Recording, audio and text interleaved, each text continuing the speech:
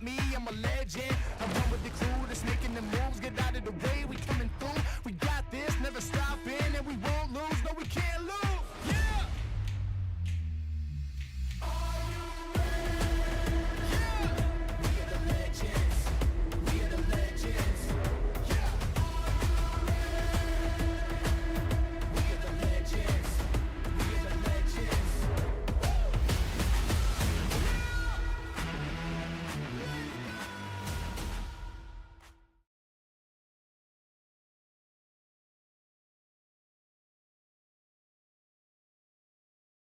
Welcome in, ladies and gentlemen, to a massive night of racing. It is our season finale here for Season 17 of the V8 Veterans. I am your commentator, as always, here for your Split 2 action.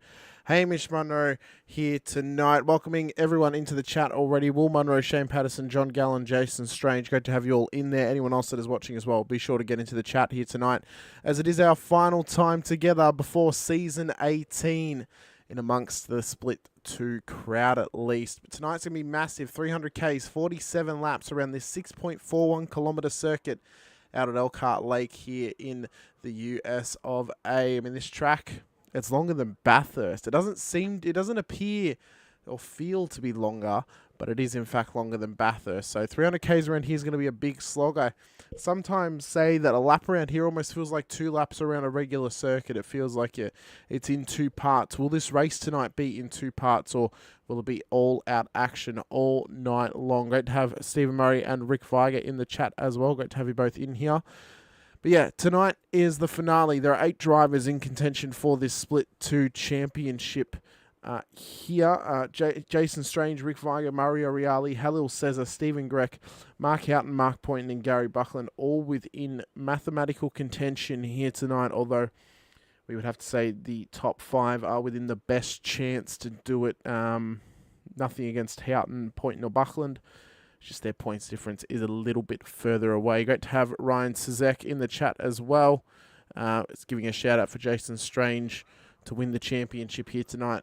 Jason leads it by 8 points leading into the final race here tonight. He currently sits on 1,359 points with 5 top 5s and 7 top 10s this season. He's only missed 1 round, that being the first round out at Bathurst. Rick Viger just in behind him in P2, 1,351, and then at P3 at the moment, Mario Reali, 1,346 points. That is our current provisional championship top 3 before tonight's race. After tonight's race, it may look a little bit different. It may look exactly the same, or it may be shuffled around a little bit. We will find out. It all depends on where these drivers finish tonight. We explained it and talked through it on Wednesday on the final round special of where certain drivers would need to finish if they would have hoped to have won the championship here tonight, or even make the top 3. So those guys would have tuned in the Wednesday night, or at least on Thursday before the race, just so they knew where they would need to be to kind of grip onto anything that may have been respectable for them, or even any improvement that they may have wanted. But regardless, it is a massive, as I've already mentioned, final round here tonight. I mean, this track, the last time we came here in Season 14, it was an absolute spectacle. It was a carnage fest, a lap 1 incident, safety car, leader went to the back of the field, and by the end of it, he came all the way back to the front and won the race. On that day, it was Mark Houghton who did that. Great to have Anakin Daly in here as well, saying, hey, everyone standing in for the Hoff, being told it's a ripper. Well, we will find out here tonight. I mean, currently, we are in technically the qualifying stage of the actual session, but it's kind of our little catch-up or regroup or fire-up portion of the broadcast, so we talk about some of the things that are on the line here tonight, catch up in between the race meetings and stuff like that, and then we get into our warm-up session where we run through a couple of things that these drivers may have been thinking about going around this track. Now, remembering it's our 2 compulsory pit stops here tonight. Even with the longer race, it is still only 2, so these drivers should comfortably be able to make it home, but they need to be smart about when they pit and how much fuel they put into the car as well, because if you underfuel and you come in too early, then that can actually hurt you, because you may actually have to pit again. So that could be the the caveat, we could say, to the madness for some of these drivers here tonight. A big shout out as well goes to the championship winners from Split 1 and Split 3. Michael Taliancic for Split 1, Wayne Shepherd for Split 3. Both drivers did an amazing effort. A big shout out as well to everyone else who put in a challenge for those championships, namely Brendan Zatira, Matt Stoyles for Split 3, and then David Kirby, and I believe it was Darren Lobb who put a challenge in for Split number 1. All those drivers put in a massive effort, and they definitely deserve a round of applause for their efforts. Of course, Shepo, Zatira, and Stoyles managed to get the top 3 in the championship, so they will be coming up either to join us here in Split 2 or go up to Split 1, depending on their pre-qualifying pace. I have a slight prediction that I think all 3 of them will actually just end up in Split 2, and we'll be having fun times next time out, next season for season 18. But we will have to wait and see. Shane Patterson saying, tough gig, getting paid double time for 18 hours and get to watch this. Oh, that's such a tough gig, Shane. I wish I was in your position. Really, that'd be fantastic. Anakin saying, maybe you need to drive in reverse, Will. It's pick on Will tonight, so I've been told, lol. What do you mean? It's always pick on Will tonight. That's always the case, Anakin. It's never not the case. But we've got around about 3.5 minutes until we get into the warm-up session before we get into the racing action here tonight. So we've already kind of caught up on what has been happening previously. We'll run through our start grid for tonight, of course. If it'll actually let me do it. There we go. So our start grid for tonight's race. Jason Strange will start on pole position with a fantastic time of 2 minutes and 5 seconds, 0.839, the championship leader. That is the perfect qualifying for him to get that car up on pole. Jacko's asking me if I've heard something. I don't know what I may have heard. Jacko's, you'll have to tell me in the chat. Stephen Grech will start at a P2. Jason's teammate, of course, 3/10 off his time. I have heard that the bird is the word. Meow meow, meow. The bird is definitely the word. But yeah, Stephen Grech, P2, P5 in the championship, of course. So that's a good qualifying from him to qualify in behind his teammate Jason Strange at a P1. Paul Hayes returns into the series for Nova Sim Sports to qualify out of P3 here tonight, with Mark Houghton qualifying out of P4 alongside him for Accelerate Sim Racing. James Baldwin will qualify in P5 tonight for Velocity Racing Team. Great qualifying session from him. He will start one position ahead of his former teammate Robert Crow from Simrigs Infinity Motorsport out of P6. Mario Reali from Hypersonic Racing, currently P3 in the championship, will start at a P7 here tonight, just ahead of Brett Douglas for VMM Esports at a P8. Mark Howard will make it a Velocity Racing Team double top 10 in qualifying to start at a P9 ahead of P4 in the championship. Halil Cesar from TSM Cooler Master Racing out of P10 on the grid. Rick Viger, P2 in the championship for Angry Birds Racing, but he starts behind four of the drivers in the championship table who are below him in the championship table, and also starts behind the championship leader Jason Strange as well. He will start at a P11 here tonight in the 014 Mustang.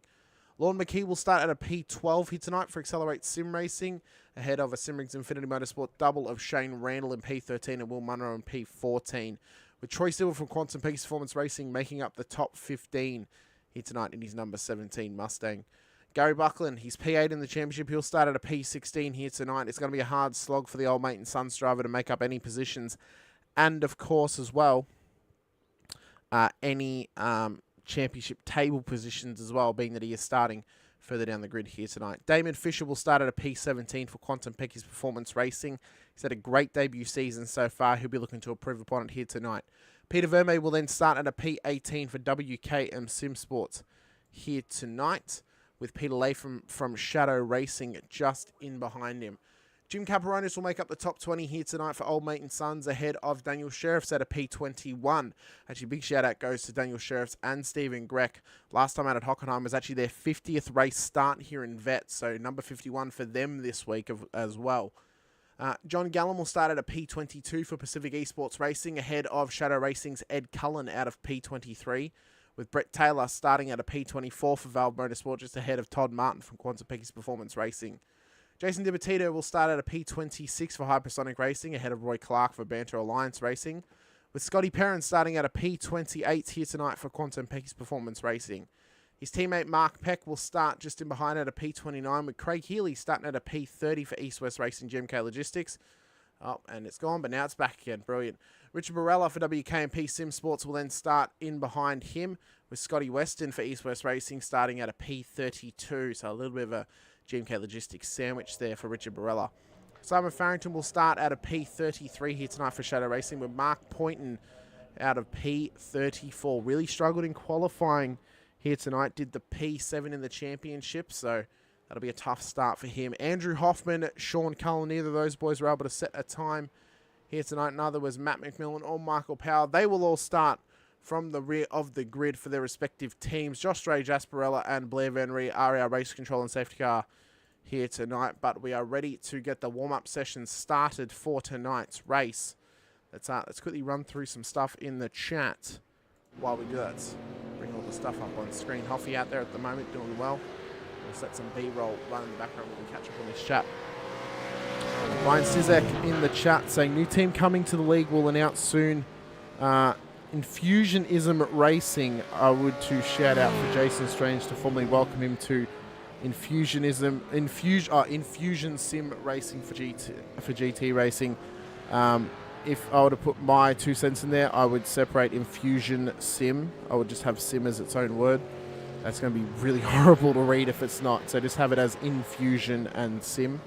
Or just call it Fusion Sim Racing. But that's big news. So I assume that Jason has left Old Mate and Sons after this season.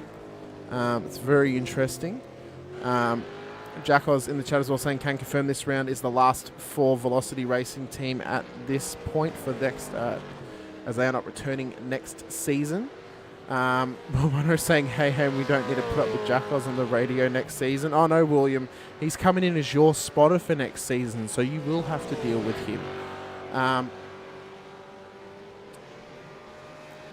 John Allen saying, sounds confusion. Yeah, it's an interesting name, but it's going to be horrible to read from a broadcasting perspective, I'm not going to lie. Jack was saying, I'll join just to message you mid-race. Anakin saying, where's your pace gone? Well, hang on. Anakin, he managed to qualify in P14, so you got to give him some credit. Like, he was in the top 15 this week for qualifying.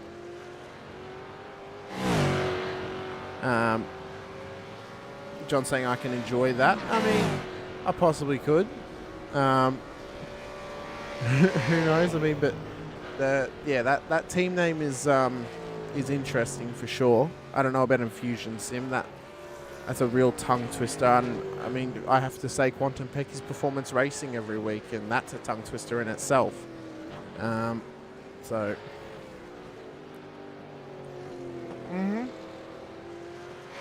He was in the cockpit. There was no other way for anyone else to be in the cockpit. And there is a Mr. 100% in the chat. Great to have Mark in here.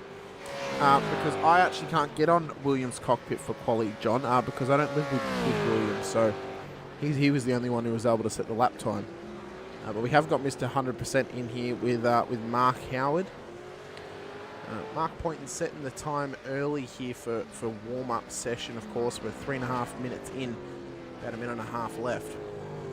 Meaning that some of these drivers will be starting their practice starts here tonight. We saw Robert Crow on the main straight. He's getting them going. Oh, no, my mum did not do the quali, John, because my mum's not married to him anymore. So that wouldn't really work. So that was Will. That was all Will. He can set a lap. He can set a lap on his day. Can't take that away from him. He can set a lap. Yeah, no, my mum definitely did not. Definitely did not. Let's go on board here. I'm trying to do the right camera. Let's go this one here. With Mr. Andrew Hoffman. Annika saying Mr. Hoff will be on a charge, so look out. Well, he looks to be on a bit of a charge here tonight. Of course, Hoffy not returning for next season. He is having a break. He'll be out there in the safety car, though, so this will be a little bit of a swan song here for Hoffy here tonight. A bit of a tribute for himself on track. He'll be hoping to do well. He will be starting from the rear of the field, which is almost a bit of a How would you say? It's a pretty good metaphor for how his season's actually gone. It's been a little bit disappointing, especially by his standards. So he'll be hoping to get that break in, have a nice rest, and then return, I would assume, in seasons future. He's been in a Ford for quite a fair bit, Stephen. He actually swaps between them, interestingly enough. Yeah, he's in P1 for the warm-up session, but he will not be starting from P1 here tonight, as mentioned. Many cars getting onto the grid, though. Here tonight, Hayes and Houghton, these guys on the grid already. So is Crow in behind. We saw Gretsch just load in. So there is going to be a fair bit of action for these drivers here tonight. Some moments for sure. There we see Strange on pole. How will he do into turn 1? All the pressure is on him. We await everyone to get onto the grid. Great to have Gary Buckland in the chat as well. Waiting on Caperonis to get on the grid. He is on the grid. Everyone is on the grid. We are ready to go racing here out at Road America for the final round of Season 17.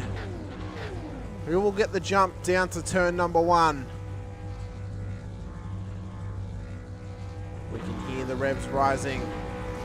Let's get ready to go racing for the final time of Season 17. Oh, that was a little jump there from Strange. Didn't move too far, though. And we are go here for the final round of Season 17. It was a good go from the majority of the field. How do we go down towards 2-1? You can see them all scattering around as we come through the first corner. All the moves already happening. Houghton already up into P3. Look at the way Boardman defending on the inside of that corner. Looking pretty neat and tidy. Last time we raced here, we didn't actually make it any further than this point. That was where the big stack happened out of turn 1. We're looking pretty good at the moment. So back up the front with Strange.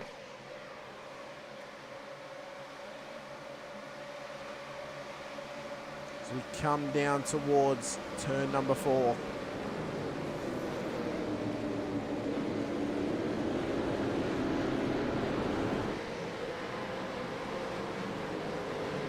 How do we go?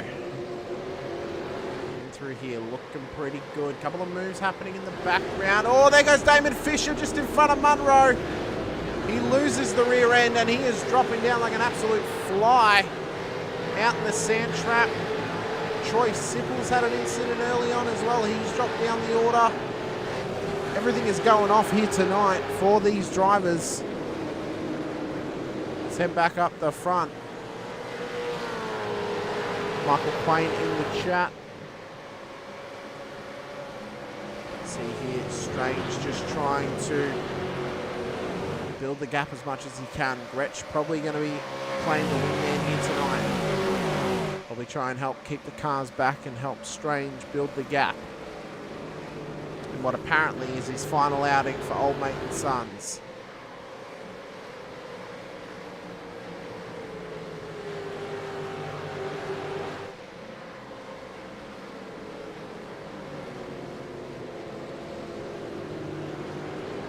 Out the final corner now, and we will get going up the hill for lap number 2 of 47.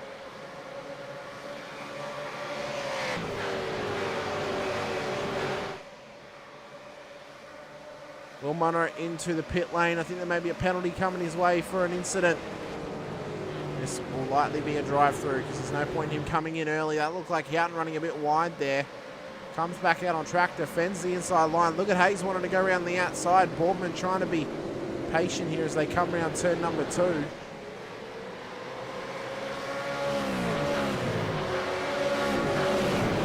fair enough, Jason. Very good. Thank you for confirming that.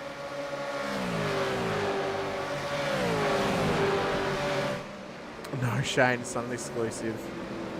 He's actually staying with the team. It just means someone's in the chat giving me not fully correct information, not getting all of the details. Let's look at the back here of Mark Houghton. See Boardman in behind.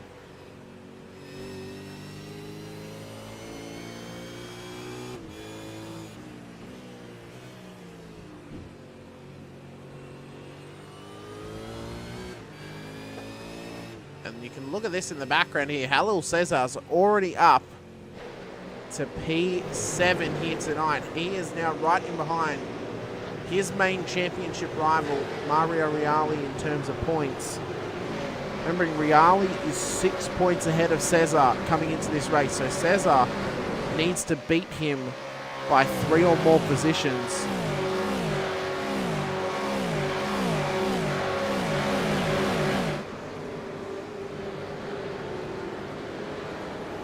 Very well at the moment. He's already passed the likes of Robert Crow, Brett Douglas, Mark Howard. We're flying a P2 in the championship. We've already mentioned his name. He's always been known as the bridesmaid, never the bride in split 2. He is currently in a position to go up to split 1, but I'm sure he would love to get the thing that has eluded him most, the championship. Douglas having a bit of a dropout problem there. He is now back out on track. Good to see. Saying how good do those engines sound, stretching their legs, they sound fantastic. You see Viger here wants to get it done up the inside of Howard. Howard defends well. He's been driving pretty good the last couple of weeks.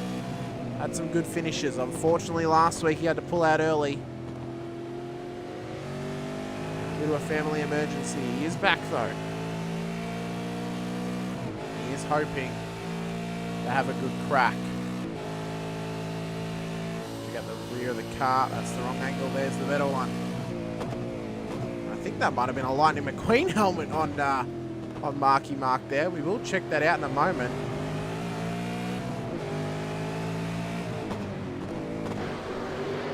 Check out though how some of the drivers out in the back of the field are doing here tonight. What about Hoffy? He's already up 8 spots at the moment. Currently battling in behind Scotty Perrins, trying to chase him down here.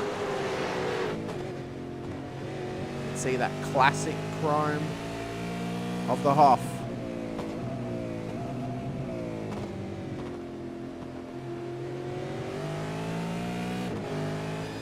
Just trying to chase down Scotty Perrins ahead of him here.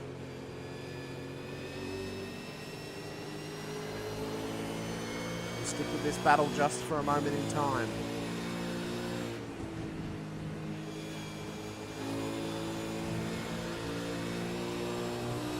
Let's see how we go.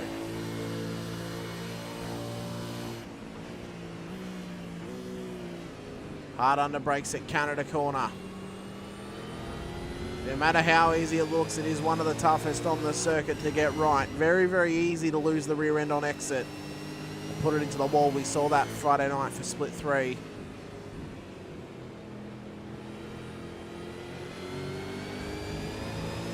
We come up the main straight. On board with Hoffy still in behind Perrins. So with the concentration on him, he is focused right now. He wants to get this move done on Scotty as fast as possible. Hoping here for his teammate Richard Morella in P27 to give him a hand and just kind of force Scotty into the back of him, or into the front of him I should say. Big lock up though from Scotty as we come around the corner. Can Perrins hold on?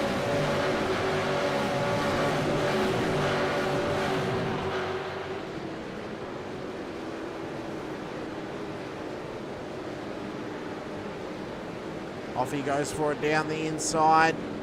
Oh, look at Cullen gaining under brakes. Hoffy just shoots it up the half. Gets it through. Can he hold on to it here up to the top of the crest? He looks good for that one, and that's a position gain. Scotty Perrins, though, still under assault from Western. Come back to this one later in proceedings. Back up the front now. Strange leads to Mark Houghton, who has finally gotten past Stephen Breck. Houghton's got a lot to do if he wants to go into the top 3. He's going to have to be hopeful here tonight that some of his other competitors have a bit of a bad performance out there. Comes around Canada corner. Tito's had an off track in the background. I believe he is going again. He is just in behind John Gallen Well, I tell you what, that Pacific Esports racing machine of Gallen has had so many war wounds this season, you'd think he was an actual veteran. That car has been scraped up more times than a tabletop with a credit card. He is just forcing it around this track.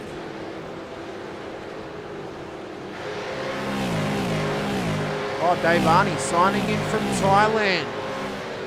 Hope you brought the chopper just to get us in here.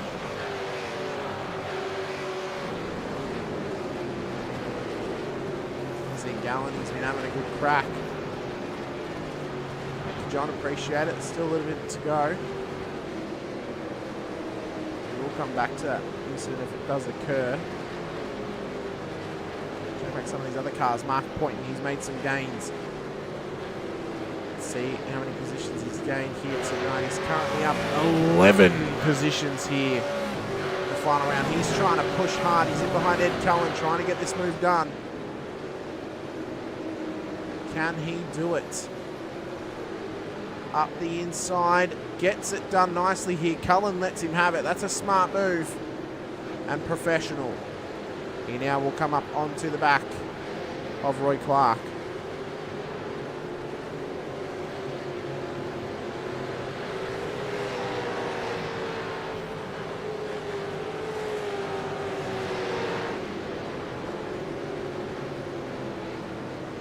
Poynton has done so well in his debut season here for Vets. I remember speaking to him early in the season. I asked him, how does it feel to be a privateer?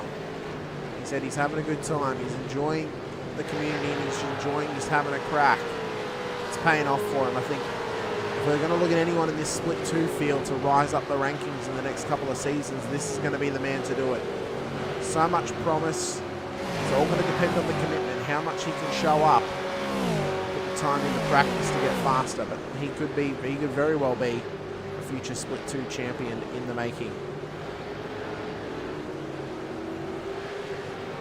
So I'm bored with him here. I mean, he got a podium last time out. He did very, very well. Come round the final corner. So check out the wheel work here over his shoulder. Come up the hill, you can just hear, I don't even know how to explain the sound that the car makes when you're coming up a hill. It might be the wind coming past the door, I'm not 100% sure.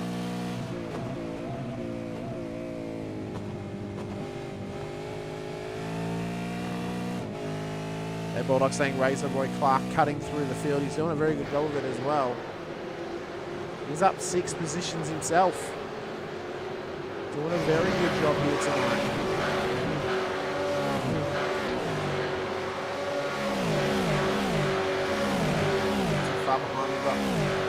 Taylor rolling on through. He's got a couple of Penny's cars in behind him.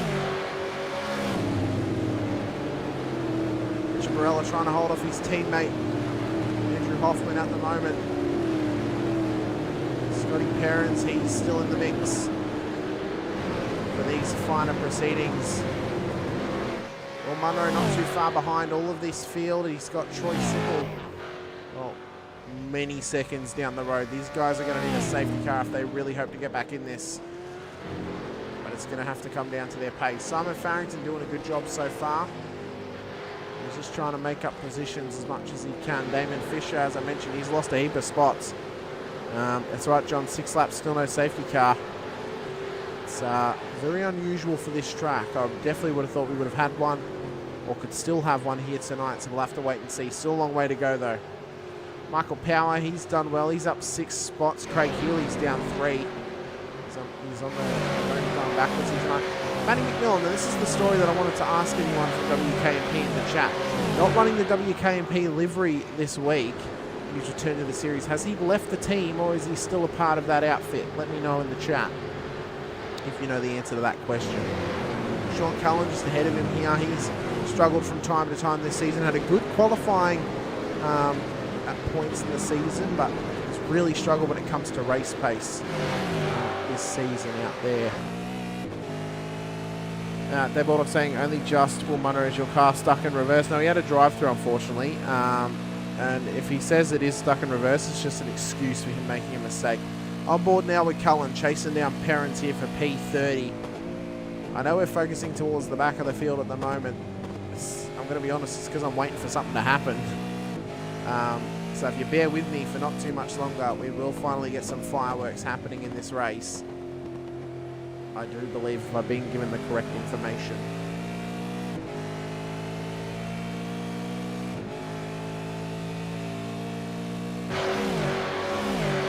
Cullen not quite close enough yet to get in on Perrins and have a crack.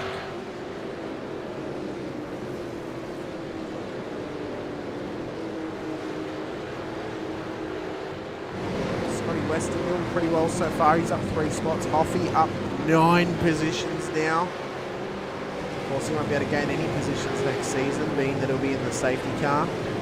Richard Barella up 4. Martin down 1. Peck up 4 as well. Michael Powers gone off track. He's had some struggles. Taylor and Ed Cullen still where they are. Roy Clark doesn't want me to show him. What could I possibly show of you, Roy? What could I possibly say of you?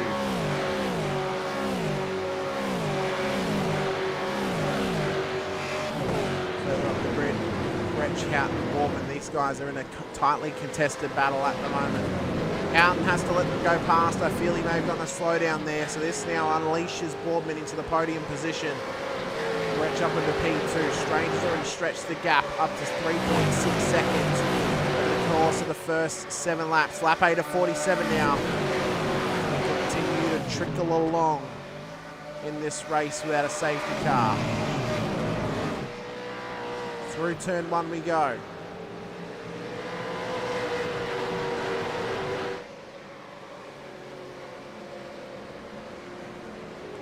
Down through 2. Pretty good at the moment. Boardman, though, trying to put the pressure on the back of Gretsch. Down towards the 3rd heavy braking zone. Technically, it's turn 4. Into the hard braking zone. Grech defends hard. Boardman tries to slip up the inside. Slight lock from Grech.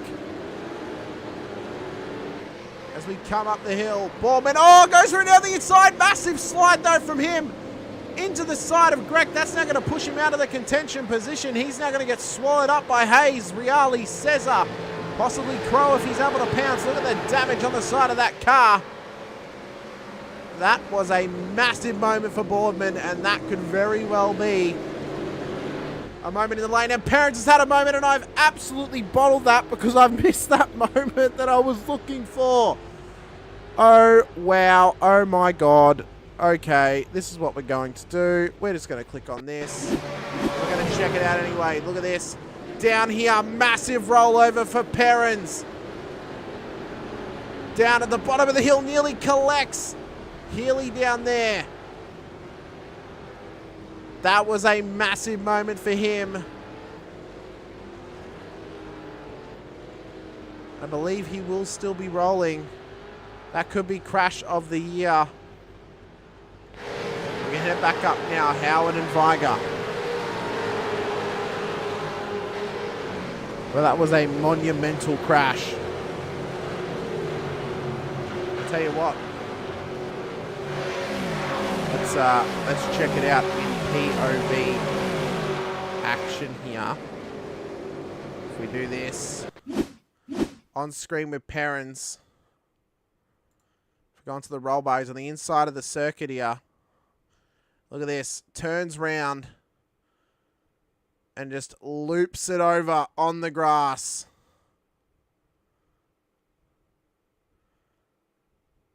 A massive moment that could have very well.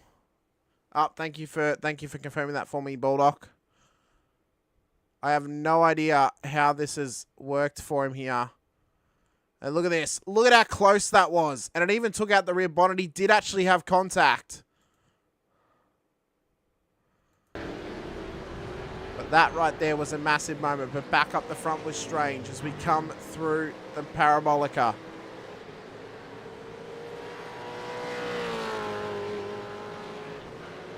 How did Gretsch survive it and get back on track from his incident?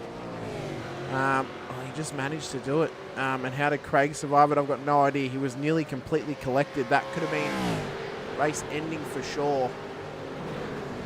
I think there might have been some net code. I think that's why the boot of Perrins actually came off in the incident. We saw the boot just fly off.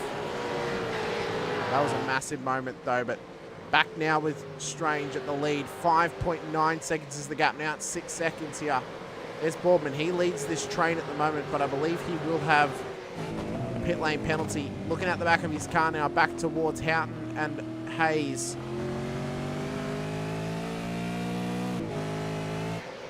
And he is coming in, so that will be a penalty. Hayes will be unleashed. Hayes will be unleashed. Sorry, it's P2. Crow, Randall, Gretsch. Those guys are all into the pits as well. This will be for scheduled pit stops for those other boys, but this should be a drive-through for Boardman.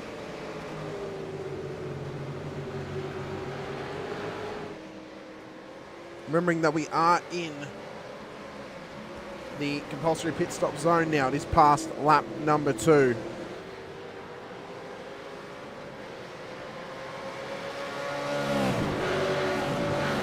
Weston also into the pits.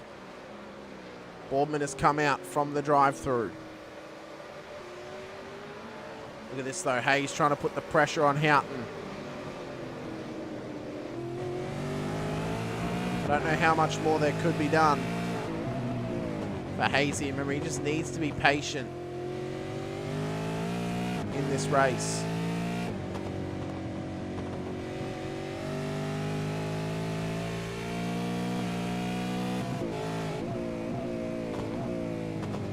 Back of him, back to Cesar, and now inside the car, looking at Houghton ahead. New livery on this car this weekend, the pure wax car to match his teammates who've been running it all season.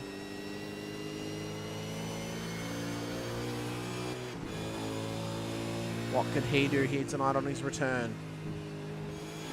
Beautiful wheel work for him. You know, he's a former race winner.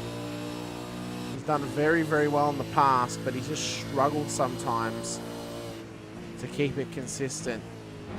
Check out how the wheel is going on this Mustang as we hop some of the curbs. Jason saying eyes on relative box for me now and start fuel and tyre conservation. That's the best thing you can do at this point in the lead. 6.8 seconds. At this stage, you're winning the championship. Just see glimpses of Cesar in the background.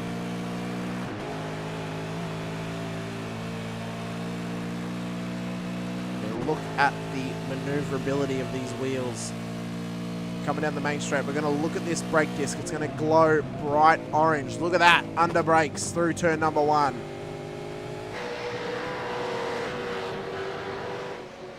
It's been a great run from him so far. What about Cesar? P4 at the moment. This is not enough for him to get to P3 in the championship. Rick Viger not too far behind him. He will still be in the top 3 at this stage, so would Riali.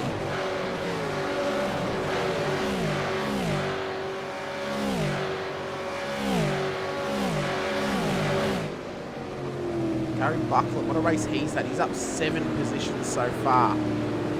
Pecky and Clark, those boys are up a heap of spots too. Let's check it out. The exact numbers. Clark up 11, Pecky up 12, Morella up 10, Hoffy, Cullen, McMillan, those 3 boys are all up 13 positions in this race. Michael Power, he is up 10 as well towards the back. It's a fantastic battle happening still. It is all still to play for, ladies and gentlemen. Anything can happen here tonight. We've already seen one of the contenders get taken out, Stephen Greck. That could be championship hopes over for him, top 3 hopes over for him as well. It's all going to be dependent if he is able to come back here and fight back for any positions possible, or if we even get a safety car. That's what he's going to need.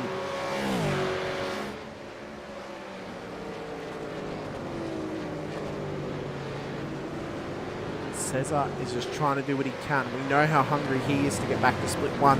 I would say regardless if he starts or if he finishes in the top 3 or if he finishes 4th, we likely will just pre-qualify for split 1, I would say, based on his pace and how well he's done. He had great pace out at Long Beach, which was one of the tracks for pre-qualifying, and out of Jerez. John saying sucks having the damage carry for the first stint. That does happen.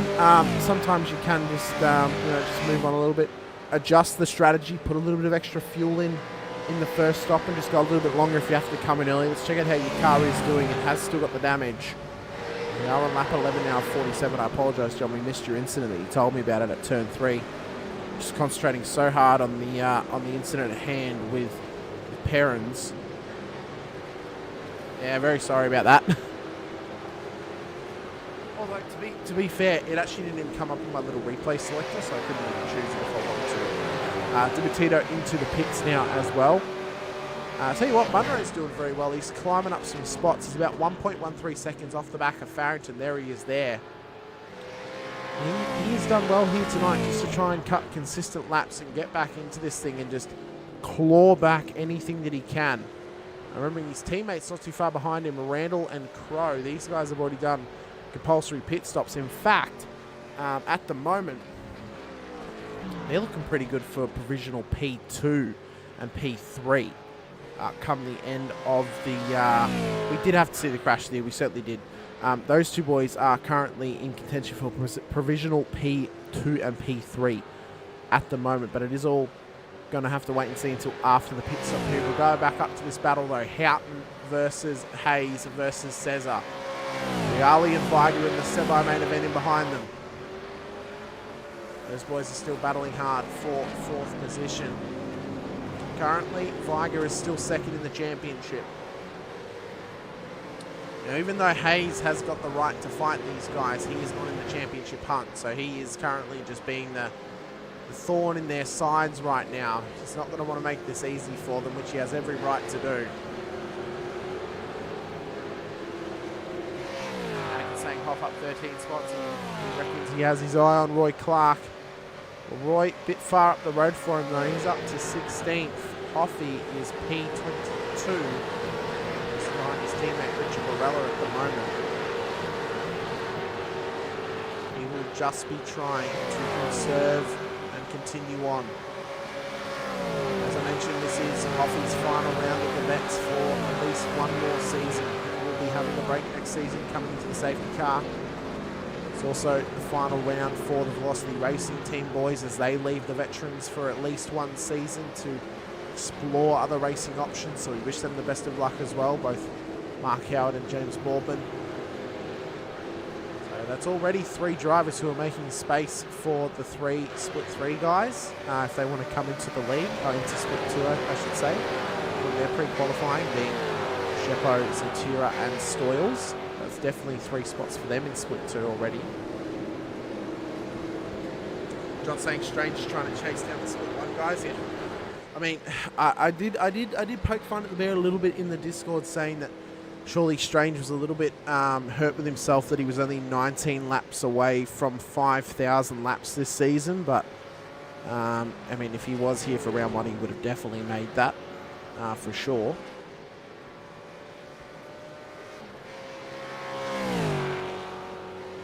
Just quickly as well, if Dave Baldock is still watching here tonight, obviously you confirmed already for me that Matty McMillan has left WKMP. I appreciate you letting me know of that. Did Shannon also follow him in leaving the team as well? If you can let me know of that in the chat as well, that'd be fantastic. If it's only one McMillan or 2 that have left the team.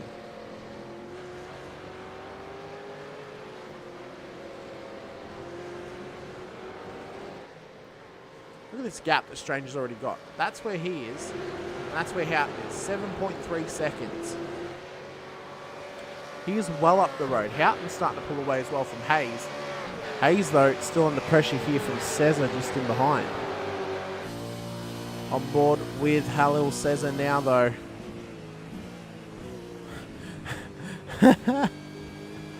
Is he, though, Roy? Because, I mean, Hoffy's still a bit far behind off you. Like, it's not like he's far behind, but he's not right on the back of you like what Pecky is at the moment.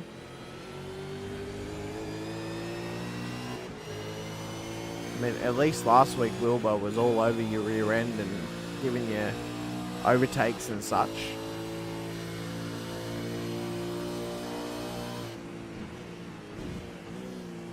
We can see the run now. They're all big lock up though ahead as I was about to Get into that big lockup though from Houghton. He's going to lose some time now. Oh, Anakin, you obviously didn't watch the race last week. You had plenty of talent.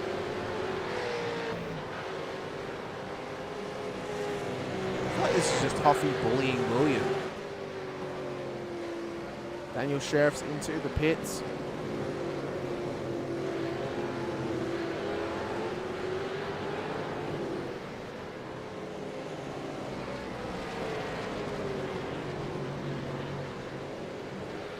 Find some of the other battles that are happening on track. You know what, speaking of Roy Clark, here he is, just ahead of Pecky. Thank you for letting me know, Dave. Appreciate it. My little bearded source from SA. Doing me the business. Also, Roy Clark in contention with Pecky. This is the battle for a top 15 finish at the moment. On board with Clark. We look out the back on the Quantum Pecky's performance owner.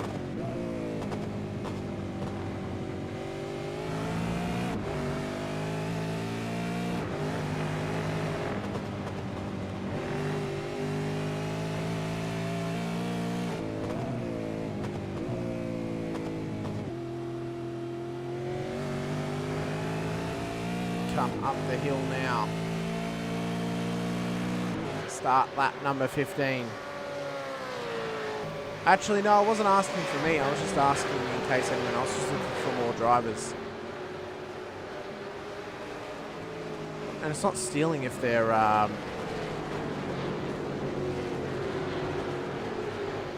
asking, is there rules on being an overweight driver in the Vet Series? I would say, Ryan, that, well, from my assumption, being that the majority of the field is made up of middle-aged males, the majority of them would be maybe overweight.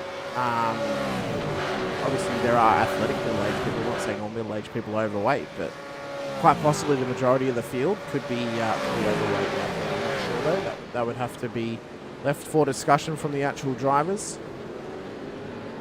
Oh, big slide, though, from Clark off the exit. Oh, watch the rejoin. Cullen just comes past as well as Taylor. Clark is not giving this up, though. He wants to stick it on the outside of Taylor. That's fair enough, Ryan. Clark keeps the position, though. Shane saying you have to be a certain size to get on this ride. No bigger than a certain size, no smaller than a certain size. We even have ballasting for people's, or putting ballast now on people's rigs just to help make it even. Let's get back up here though. Viger's finally gotten past Riali into P5 as he tries to chase down, cut down the lead of the leader. Strange, he is 10.8 seconds off the leader at the moment. Does help the car balance.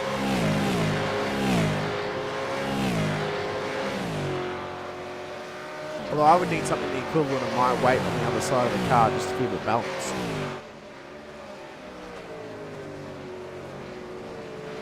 Just another me, perhaps.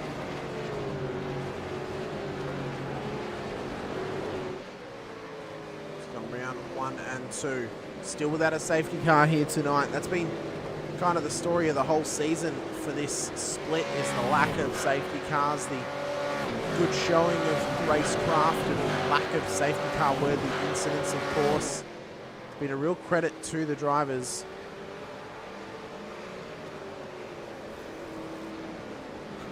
Ron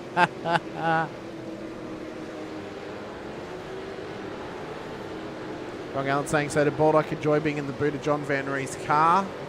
Baldock then said, is there a height requirement? No way Peck gets to race. He's under 2 foot.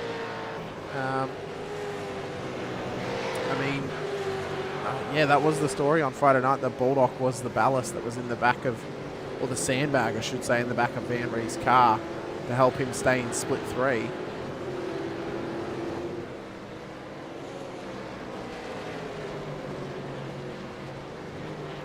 Like I was saying, it was a good setup by Jamie. 15 laps in, and you could still push.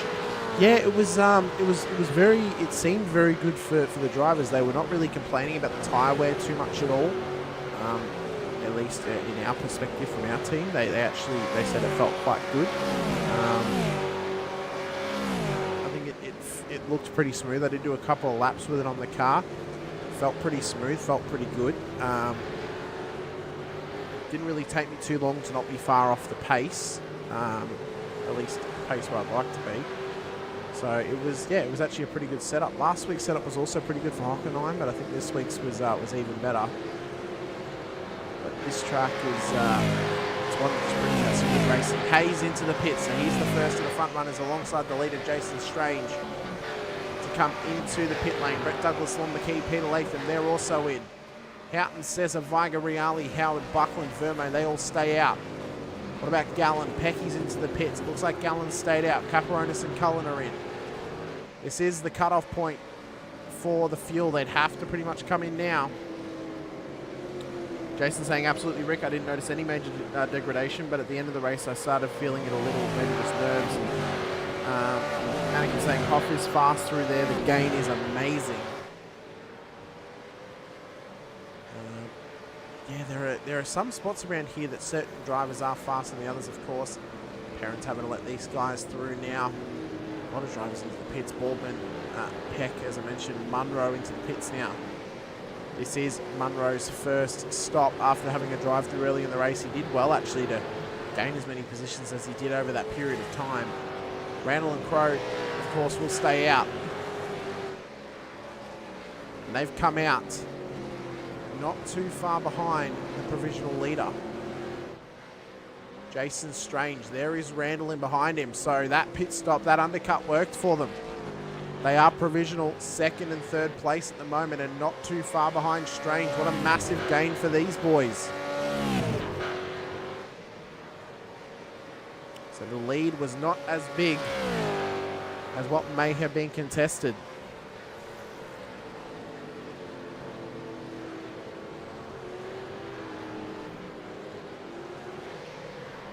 And I can say Roy Clark's all off pit now. He's gone to pieces.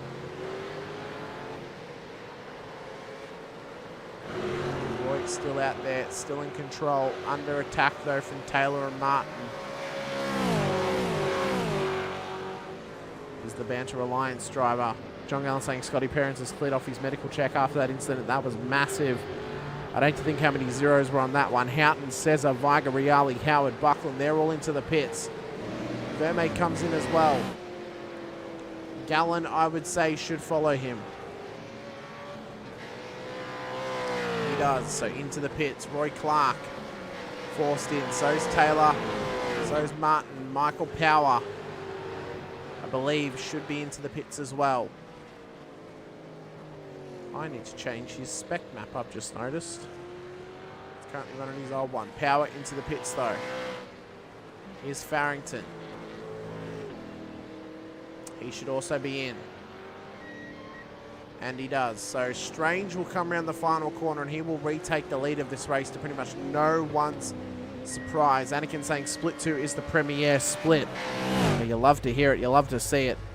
Jason saying I use a lot of fuel due to left foot braking and my downshift style, so was conscious of that and knew I'd be vulnerable to an undercut. Well, you still got a bit of space. Randall crosses the line P2. Crow crosses the line P3. So they've remained in their provisional positions and stayed on the podium. Caparonis now starting to make some gains up the field. It looks like Viger's going to come out, though, P4. Houghton P5. And then Caparonis just jumps him into P6. McKee's also up there with him in P7. Howard, though, out of the pits ahead of Brett Douglas there into P8. So it was a good little shuffle of the positions in that pit stop. Taylor, Clark, Gallen, Power, Martin, Farrington, they've all dropped down the order. Namely, that was a big loss for the likes of Roy Clark. He's now down to P25. It was a big, big loss for him.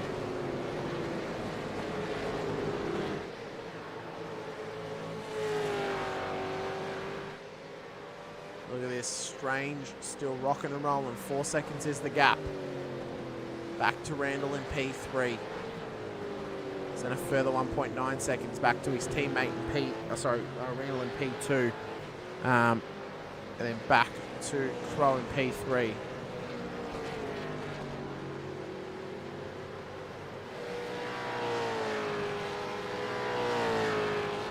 Viger, though, he's quite a fair bit down the road, 6.7 seconds. So that top three really did gain quite a lot in that pit stop, although I would say they're going to be taking some of them will be taking a shorter, some of them will be taking a longer stop next time by.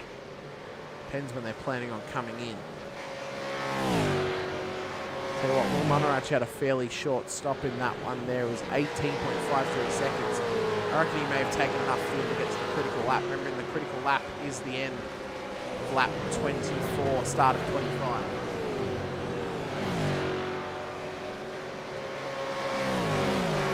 So he will need to conserve that fuel all the way to that point if he hopes to get home with only one more stop. Jason's saying I took 80 litres from memory. 31.8 seconds, that would make sense for 80 litres, definitely. I can get the pit stop times. Unfortunately, some of the pit lane travel times have been hindered, but we can definitely get pit stop times.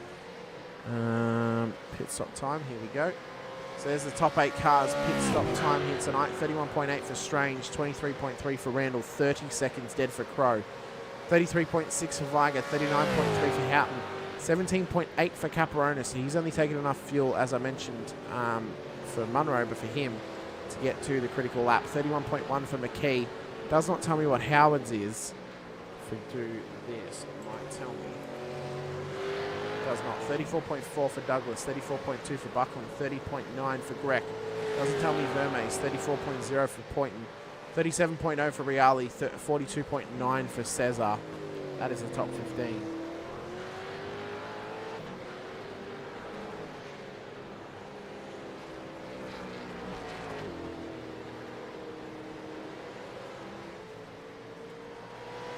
Yeah, I've noticed they seem reluctant to put them out there as well. I don't know. I think it's good when we get some safety cars out there. It really just spices things up. Here's our battle box here for tonight. So Strange hopes to try and catch Scotty Perrins and Daniel Sheriffs to lap them in this event. He is a bit further ahead now of Randall. About 5 seconds is the gap.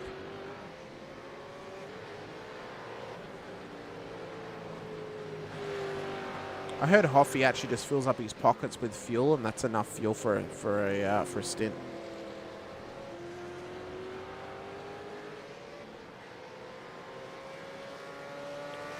Hoffy is the fuel tank. That's the thing.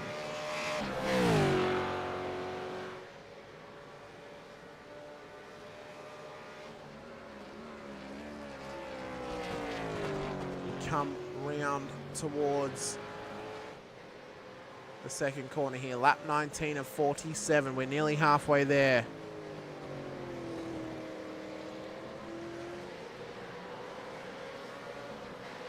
Will Munro saying he took 40 litres hoping for a safety car. Still cracking on. Needs to get to that critical lap if he hopes to get home on fuel. That 40 litres will get him there after pitting on lap 15.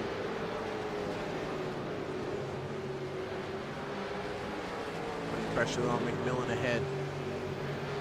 Battle is far from over. He's got Sean Cullinan behind him.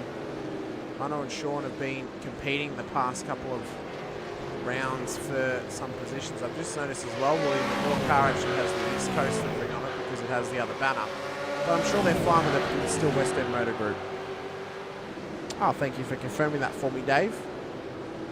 Appreciate it. This move down the inside from Munro and McMillan. Will McMillan let him have it here? Up through turn number 4, up towards 5 now. Down the inside, they're too wide. This is great racing between both drivers. Munro gets it done. McMillan just slots in behind. He'll be hoping to have another crack further round in the race, I reckon. Cullen, though, might be looking to pounce on these boys. As I mentioned, Cullen and Munro, these guys have had a few comings together this season. Becoming mini rivals here in the vets, just based on how many times they've had hits together. Ah, got ya. Fair enough. It was a nice pass from him. He did well. He did very well as we come up through the kink now. Still flowing on nicely. He is now only 7 positions lost after the drive-through penalty earlier in the race. So we'll have to wait and see how much better that might come for him. be fair, if we actually do get a safety car, he's going to be the one who's in a really, really good position because he has a lot of fuel to put in. Better to put that in under safety car than under green flag. So we're just trying to crack on. Dave saying not as good as Hoff would have. What do you mean, Dave? It's not as good as what JVR would have done. He would have just sent it up the inside, tapped the front end of the other car, put him into the grass, and then kept on going with you in the boot. Good old sandbag.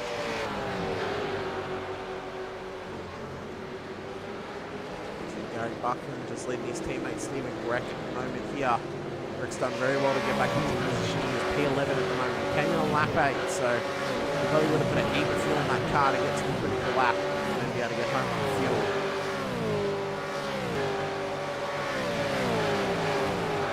Buckland, though, doing a phenomenal job.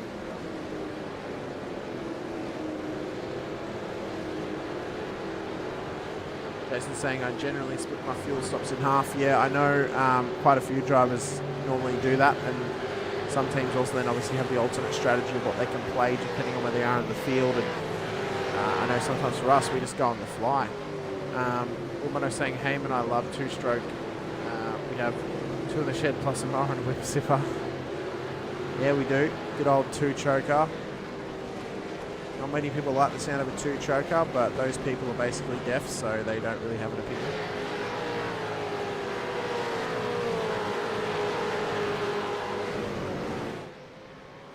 Look at this, though. Look at this gap. 5.8 seconds. Strange is cruising right now. He is cruising home to a championship victory at this stage. You know, he's going to cross the line. 27 laps to go. Let's stick on board with him here for a lap, and let's see how the current provisional championship winner does a lap of this circuit. Of course, he will be championship leader if he finishes here tonight. We'll be back after a couple of laps with the leader.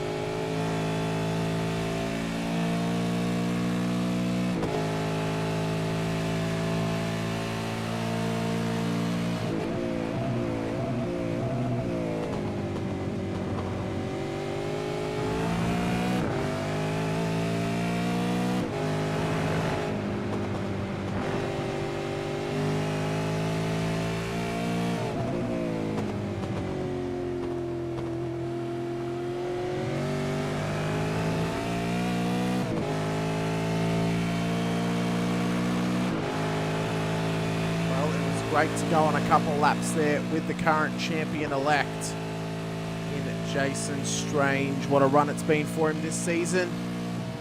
And he's just, he's just trying to push on and keep up the front of the field. Let's check out, though, some of these incidents that are occurring. Sean Cullen's been pushed off the track down at Canada Corner. He has had an incident there.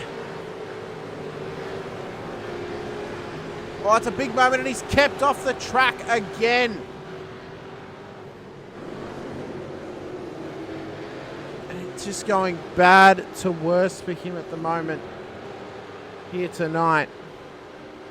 Jim Caperonis at the moment is P7, 13 positions gained. As you mentioned, hasn't put in enough fuel. Roy Clark saying, I was going to go to Chubby Buns the other day. Just too popular. Jason Strange saying, it is the colour codes of delivery, but looks a bit unmasculine. Let's just check out how your race suit looks again. Here, Jason. What do you mean, mate? The mint and the pink looks fantastic. Looks great. Although I think it would look better if it was a black base with those colours as highlighted colours, so they're highlighting areas on the suit.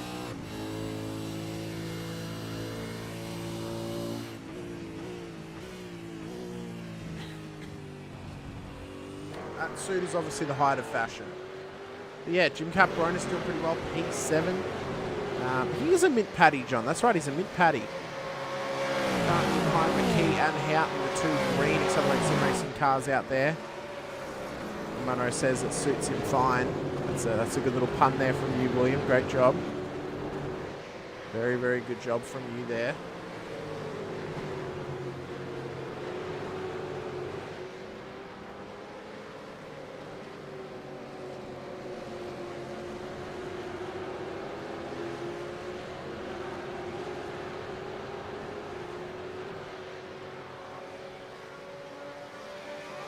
Could you imagine one? Mint patties are good. They taste nice. What do you mean? Caperonis still following in behind these guys. Look at the battle in behind, though. Howard and Douglas rocking and rolling in towards turn one. Let's keep an eye on this battle. Look at Douglas, so big lock-up, trying to go for it down the inside. That's now forced Howard off the track and into the sand trap here. But look at this. Gretsch trying to get by. Douglas gets it done. Follows in behind Buckland, and suddenly those boys are up into P8 and P9, respectively at the moment. Munro has come in, but I believe he's come in a lap early from where he needed to be.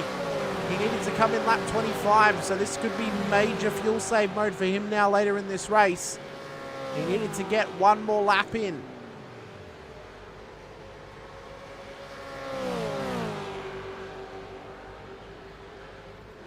Oh, Lord McKee's had an off as well. Oh, needs to be careful. The rejoin here down at, I believe it could be turn 4. It is turn 4, the inside of turn 4 there. Needs to be careful, the rejoin. That was a beautiful pirouette from him. Nearly collects Hayes. That was very close, and it is starting to go off here tonight, ladies and gentlemen. Everyone dropping spots left, right, and centre. Let's head back up, though, to the battle that we saw before. Crowe trying to bridge the gap between him and Viger at the moment. Be interesting to see when Viger comes up on the back of him, if he lets him go, if he tries to do Jason a favour out of P1. The mindset could have possibly been, let those boys fight it out. Let's not get in between them, or it could have been, let's just have some fun and not give up any of our spots here tonight. But we'll have to wait and see. Gumball with Crowe. Had a new lid on his head last week. Let's get a bit of a look at it now. He's rocking the old Clone Trooper helmet out there. Hopefully this race is the droids that he is looking for, because he will be trying to find the chosen one as best he can here tonight and get onto that podium once again.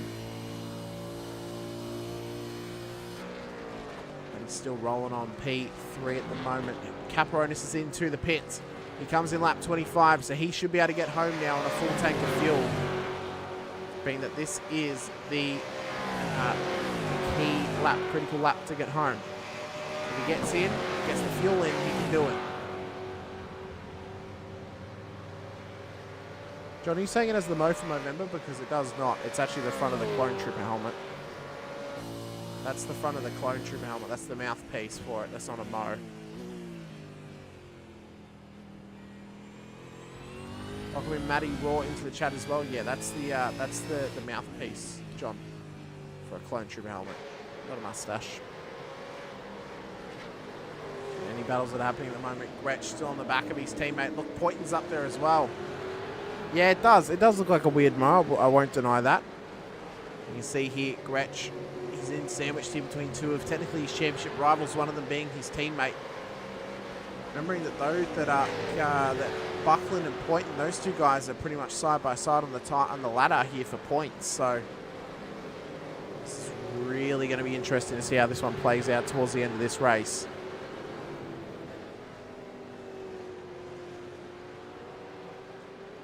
Brett Douglas has just gotten past Mark Howard, who's had an off. That's a loss of position for him. There's a tight battle currently being contested at the moment. Richard Barella versus James Boardman. Let's stick with this one for a bit. You see the war wound still on Boardman's car from throughout this race. He's just trying to come back and get back into this one here. He's trying to chase down Power and Barella. Got Taylor ahead of them and then Hoffy.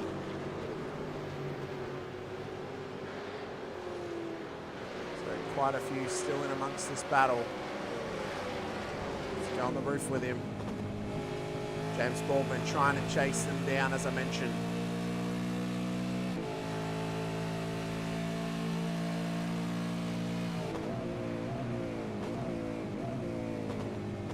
Trying to get this done. Oh, someone's just got off the track ahead. I think that might have been Hoffy. He's lost his spot now to Taylor. There's now 3 WKMP cars in the way of Boardman. Barella covers the inside, moves over though towards the outside line. Possibly a questionable move. Off he comes into the pits though as we come up the main straight to start lap 26 for them.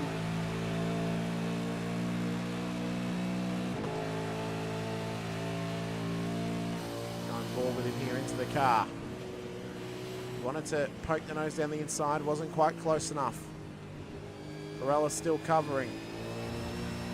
Oh, Power's lost out on position possibly here. He had a bit of a slow exit.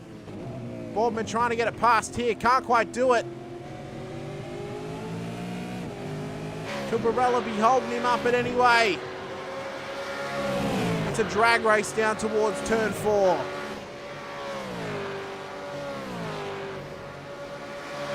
Boardman trying to get this done as best he can under brakes.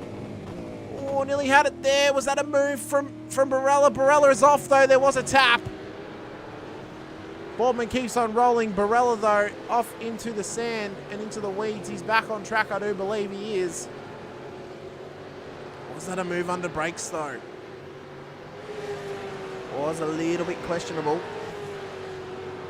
Hoffy giving it a go to Roy Clark. I don't know how. Roy's up here. Taylor's in behind him. Hoffy's been in the pits, so I'm not sure how he could be giving it to Roy Clark.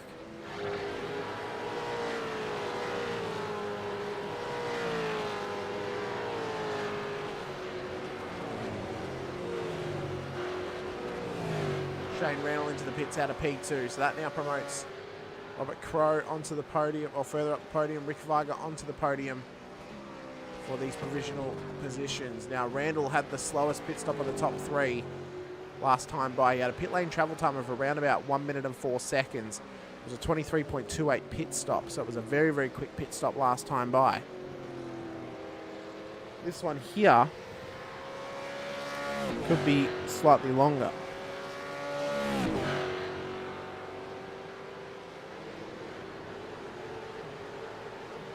But Viger, though, what he needs to do now, I mean, he needs to try and get past Strange if he wants to win this championship. He's a bit too far away to do it at the moment. He needs to hope for some action, for something to happen to Strange. Barella into the pits as well.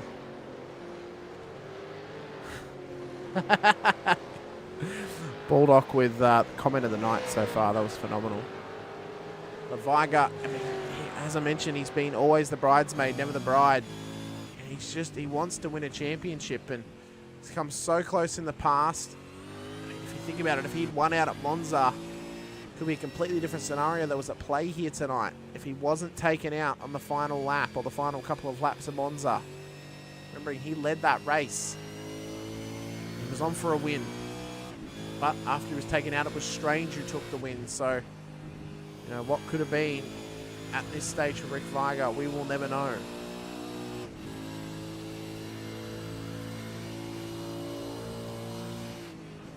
He's just trying to bridge this gap as best he can. Like I said here, Point and Buckland wreck. This battle's still on for P5. Barella, as I mentioned, into the pits. So is Perrins. Barella's just come out.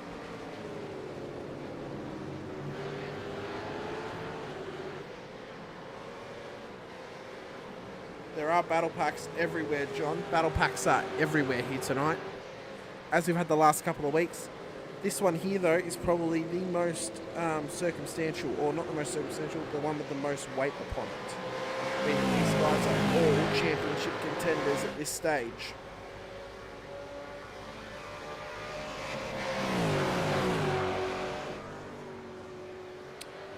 Thanks, Dave. Really appreciate it, mate. He said into the chat. Signing out, guys. Thanks, everyone, for a great season. Congrats to the top three, and a massive thanks, Hamish, for the broadcast every Sunday night.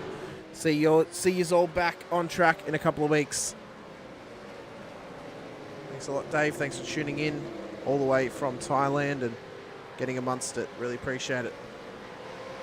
This battle is not over. Point leads the way. He has gotten past Buckland. I completely missed the moment. I'm sorry because I was reading the comment. See here, he covers the inside line, moves to the outside. It's great defensive driving from him at this stage.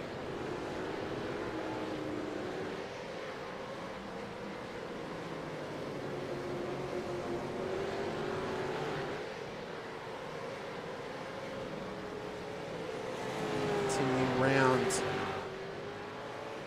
towards the big carousel, the big parabolica that's here. John saying he's using the fast speed now that he's into the pits. Very good job. Scotty Weston, Michael Power, they're also in. There's some big gains here tonight. I apologise, I was my Facebook going off in my ear. We'll get rid of that one so that doesn't happen again. Hope that might have tricked some of you possibly hearing the old Facebook computer notification go off. But it was not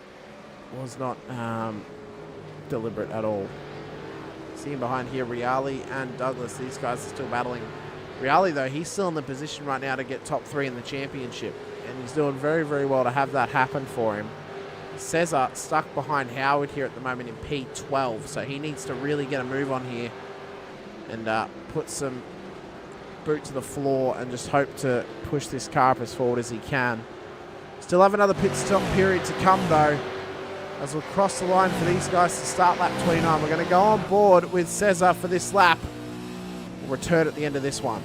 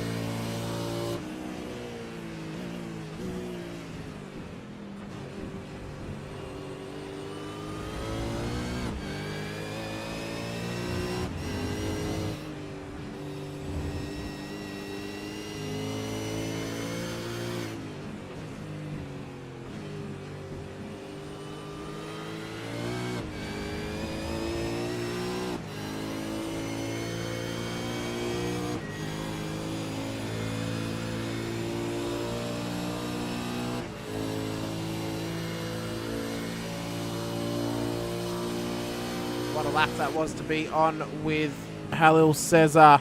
Yeah, I've had a question here from Houghton, Mark Houghton. Can we have an onboard lap from a driver view, please? We sure can. Let's pick someone who's already had their second pit stop. We'll go on board with them so we won't actually catch them in the act. We'll go on board here with Shane Randall, who will start his next lap in just a moment. He has come in for his second pit stop, so he should actually remain out there. So he's a good driver to go on board with. Come around the final corner. We'll go on board with him here. Get rid of our timing tower. We'll get the dashboard up and we'll run ourselves through a lap here of Road America. So up the hill now. Want your foot flat to the floor, going through every single gear possible until you get to maximum speed. Want to be braking down here right about as you hit the cone seam on the brakes all the way down. Want to hit about third gear for this corner. Just keeps the car nice and stable. Nice tight line. Running out wide though on exit up to fourth. Can go up to fifth, but just holds it in fourth here. Going to go down to third for the next kink. Even down to second as well. You can run third, but second I feel is better. Up to third now, up to fourth. You're going to try and get this gearbox as far down the order as you can until you get down to turn number 4. Up to sixth gear now goes Randall. As we continue running on down into the hard braking zone, into second gear for the left-hander. Remember, running it out nice and wide.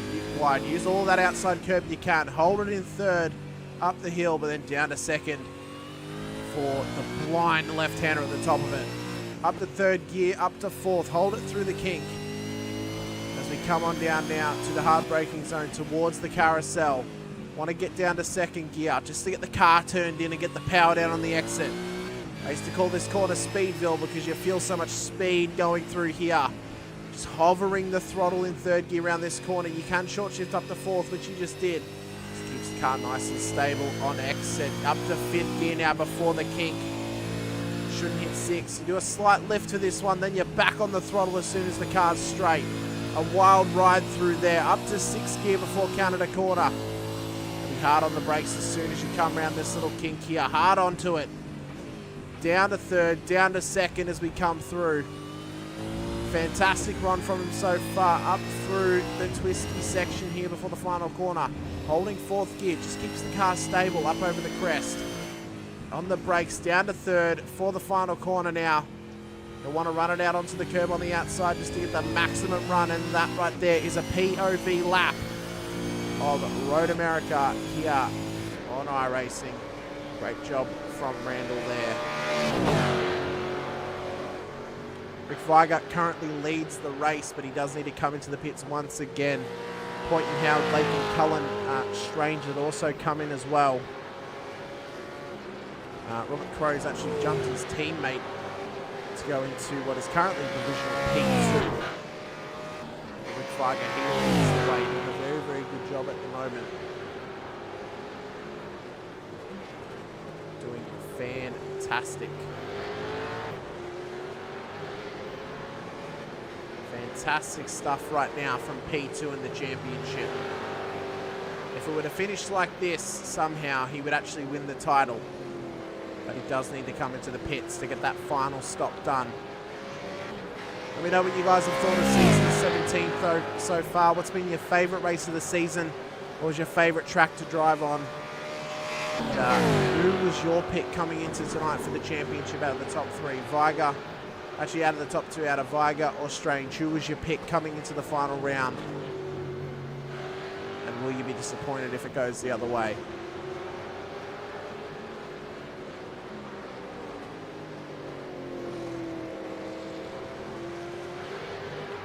Personally, I thought maybe Viger's hunger to finally get this championship win.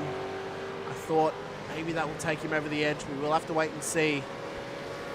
Yep, every car that is blue is either been lapped or they're on the previous lap. So you may not have actually been physically lapped just yet, but you're on the previous lap to the leader still. So you're at risk of being lapped as well. Jason's saying Hareth was his favourite by far. So Robbie, at the moment, who's in P14, he hasn't actually started his next lap as of just yet. He is about to, so he'll go from being blue. Rick saying Hareth was his favourite as well. So yeah, so if you're in blue on the timing tower, it means that you're at risk of going a lap down, or you are a lap down, which just basically means that on Rick's sim, for example, it says he's on lap 32. You might still be on lap 31. Rick's saying he also enjoyed here. John's saying Monza was the best, but he wasn't there. I'd say Monza actually produced a really, really good race this season. I'm not really quite sure what my favourite race was to call this season. At this point in time, I think they all had their moments. I think Silverstone was really fun. That was a really, really fun track. Bathurst was absolutely ballistic. Sandown was fantastic. Will Munro saying Sandown was my best result, but enjoyed all the tracks this season. As Weiger comes in out of the lead, will Houghton follow him in, or will he continue on? He continues on to get the extra point for leading a lap. Rick Weiger saying Monza sucked. Yeah, for your opinion, Rick, it would have. From your perspective, it would have sucked. I think the drama that race brought was great, but there wasn't that much action on track until about the last lap, or last couple of laps. So I would say probably Bathurst. Bathurst, it actually delivered. Jerez was really good. There was some great battles happening, a lot of action. Jerez was really good. Laguna Seca surprised me. That was a good race as well. I'm just going to do a cheeky. I'm just going to look at the calendar so I can remember what other tracks we went to this season. Hockenheim was pretty good. It was okay. Homestead was good. Long Beach was also really good, I think. I think that was fun to watch. Yeah, Monza was a little bit disappointing. As I mentioned, Sandown and Bathurst were really good at the start of the season. I would say my favourite race this season was probably either Long Beach or Homestead. I think both those tracks really delivered in what they offered, and I think it was a really, really good time to watch and to call as well. Rick saying, well, at least the last lap sucked. Yeah, again, from your perspective, it definitely would have, but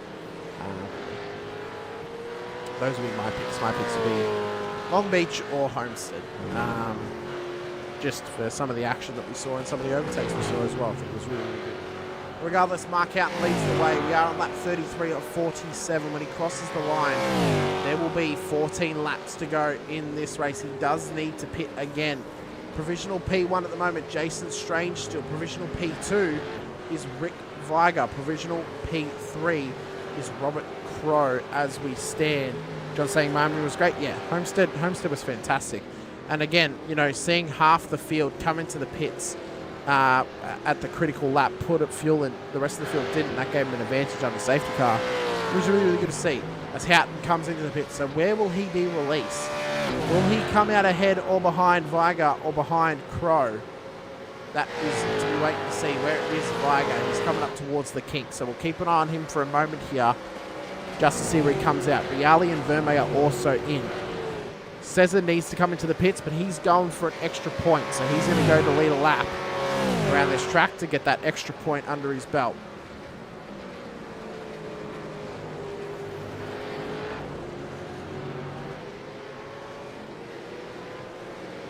Remembering as well, guys, Jason Strange has officially led the most laps of this race. So he's got an extra point for that. He's also got an extra point for leading a lap. Here comes Weiger up the hill. Where is Houghton? Houghton is still in the pits. Strange is going to get past him here as we come up the hill. What about Weiger? Where's he going to be in comparison to Houghton? Houghton is still in the box. Weiger is going to get past him. What about Crow? Here comes Crow. Where's Houghton? Houghton's coming out now. Houghton is going to jump Robert Crow to get onto the podium here tonight at the moment. Anakin saying after the season Weiger has had, he's done well to fight back. He's done incredibly well. As I mentioned previously, Rick Weiger has always been the bridesmaid, never the bride. He's been one of my favourite drivers to watch outside of my own team. Of course, I'm not supposed to show any bias towards anyone, but I think that his brand of racing, the battles he's had and some of the moments he's had have been incredibly uplifting and very satisfying to watch as well. So I think he's definitely been one of my favourites since I started commentating, at least for Split 2. But as it currently stands, he will finish P2 in the championship. as it stands. He needs to get past Strange. He needs to hope Strange falls down the order a bit, because there's not much really more he can do at this stage. He's going to lose out to Strange. Strange has already got 1 extra point over him, being that he's led the most laps. Liger got the 0.4 leading a lap, but it's not quite on the cards at the moment. When they cross the line, we will have 13 laps to go. Jason Strange, provisional leader at the moment. He is 20-odd seconds, 25 seconds off the leader, 21.3 seconds off of P2, although those two will still need to pit, of course. There's still a fair way to go. You know, it doesn't really seem like much, only 13 laps. Remembering though, these lap times are about 2 minutes. There's still 26 odd minutes left of racing here tonight. So still a fair chunk of time, and a fair chunk of anything can happen. Roy Clark has come in. Cesar's stayed out. He's just rocking and rolling at the moment. So Strange will come past. He will get into P2, but it is still provisional lead of this race. The Flagger trying to chase him down. Let's find a battle that's happening on track. A nice close one. Scotty Weston, Brett Taylor, Will Munro, Sean Cullen, all these guys are involved in a big battle at the moment. This is kind of the battle of the mid-pack. If I could saying just need a safety car now, could have been fun until the end.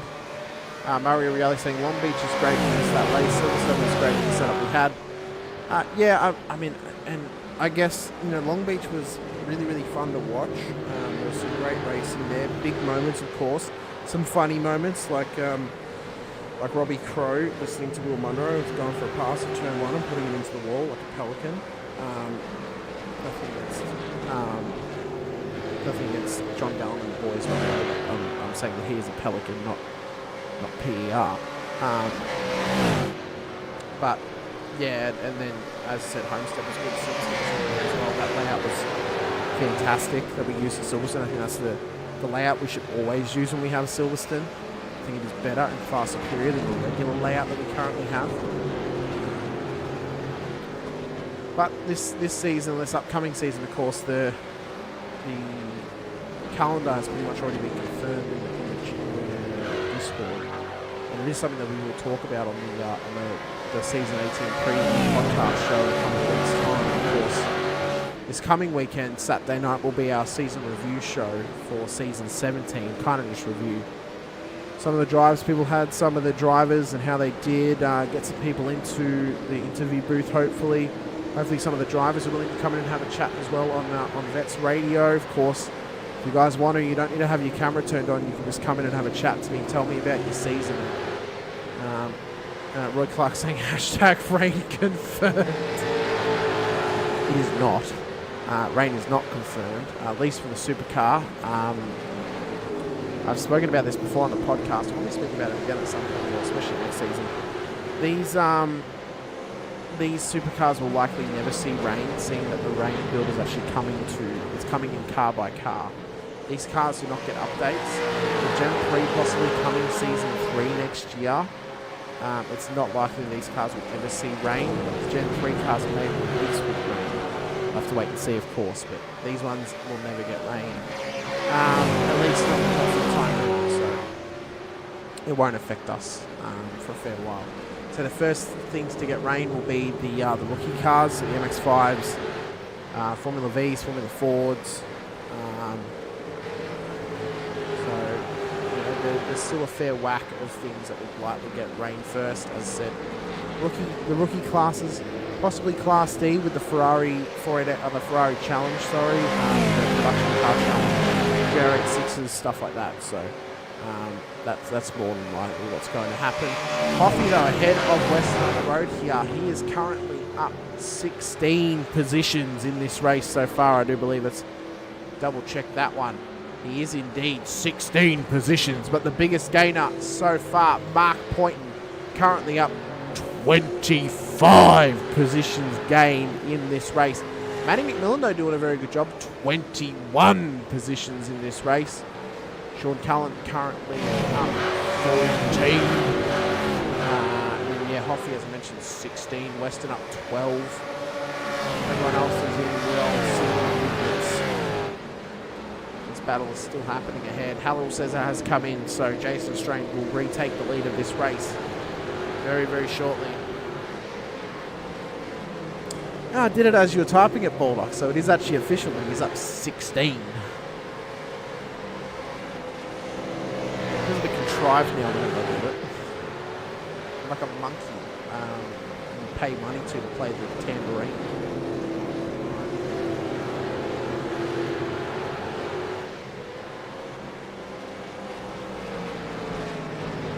Jason Strange takes back the lead of this race. Rick Weigel will come through and take P number 2. Says in the pits, Houghton's going to come through and take P3. Crow's going to take P4. Randall's going to take P5.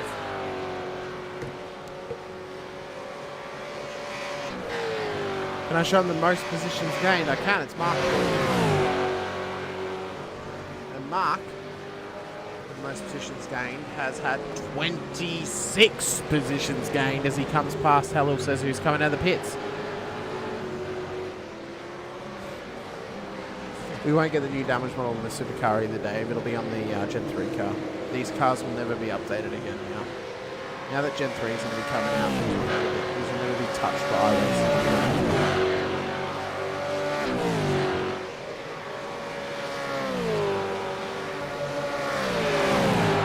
Our interval though, and this battle is still at hand for the top 10. Poynton, Buckland, Reali. This is the battle for P6. Reali still currently sits P3 in the championship. Cesar is not quite close enough to do anything. Remembering he needs to beat Reali by at least 3 positions. The elusive Gen 3 cars, well actually they are going to the US. They are being finalised, getting scanned and getting the data for them this the start of Season 1. So it shan't be too long until we actually get them, Dave. You'll be rolling around in a brand new Mustang. Although I actually think that since Van Ree ran around in a Mustang for you this season, you should have to run a Commodore this season. What do you reckon? See if you can beat him in his machinery. Ironically, Van Ree actually did the best he's ever done in Split 3. He finished P5 this season, so... power of the Mustang apparently. Maybe Baldock will finish top 5 in a Commodore. Worse things have happened.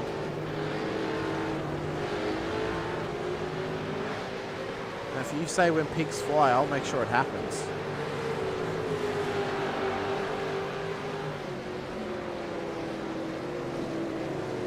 I'll make a pig fly in my own way.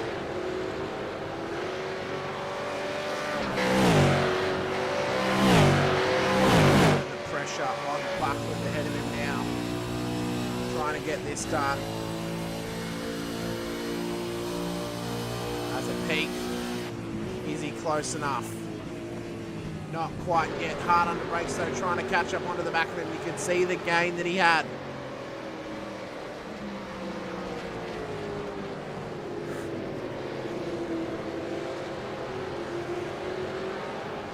Come around turn 2, a little bit loose off the exit, went a bit wide.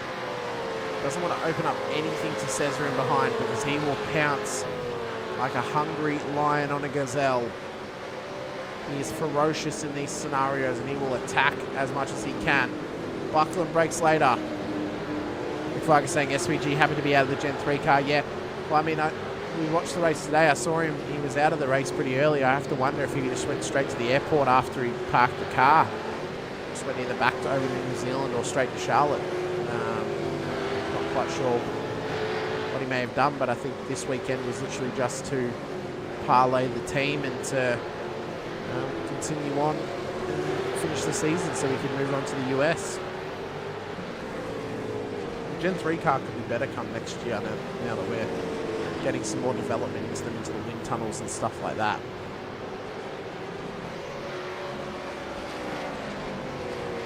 Plus, who knows, when these cars came out on iRacing, they weren't accurate to the real-life car, so maybe the Gen 3 car won't be completely accurate either, and they might actually feel better. Exactly right, Jason. Some fantastic defending here from Gary and to point him behind him, trying to keep him at bay. Doesn't want to let him gain anything. Point having a bit of a blink. Going to come around these final couple of corners. These boys are going to start their 39th lap of this race. Inside the car, looking out of the boot. We saw the images of Perrin's car earlier in the race, looking out of the boot as well.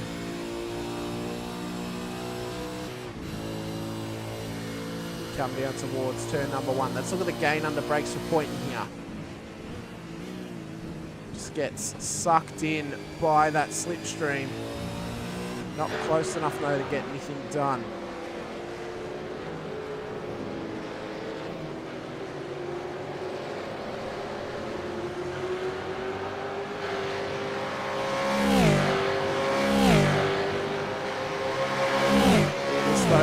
Down towards turn number 4. Who's going to get the jump under brakes? Buckland defending the inside to Poynton. Defends well. Oh, but Poynton goes for the switch back here up the hill. John, it's going to be a bit hard to go on board with him on that 46, mate, because the leader will be crossing the line to win the race. Massive move from Poynton. Runs it out wide, though. This is a fantastic battle, and as I mentioned, it is dragging Cesar into it. He'll be patient here. He'll try and get this done. Poynton tries to cover the inside line. Cesar's going to try and go around the outside of both of them if he can. Who's it going to be to get the advantage into the carousel? Cesar's now going to have the inside line here on Buckland. Gets the run on him up into P8 now, and he tries to chase down Poynton. The P7 ahead.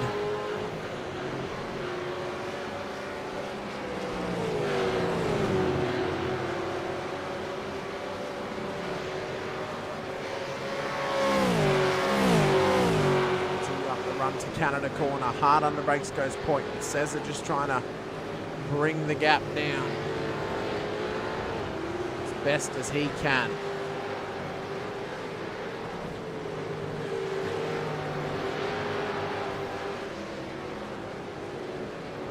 Around the final corner, let's look at how quick here Cesar gets up to speed straight.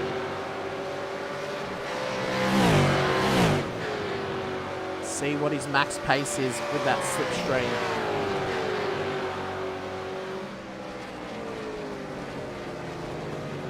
Oh, sitting around about 176, I believe was the biggest it was. We'll go on now with Poynton. We'll see what his speed was down the next straight, just to get somewhat of a comparison of the advantages that the slipstream can bring here.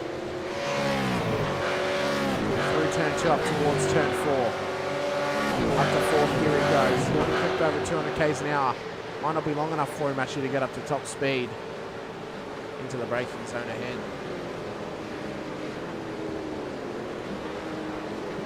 And it definitely was not. So we've got some battles a little bit further back. Vermeer, Grech and Hayes, these guys are still battling. Battle at that. On board with Vermeer now, looking back on Grech and Hayes in behind.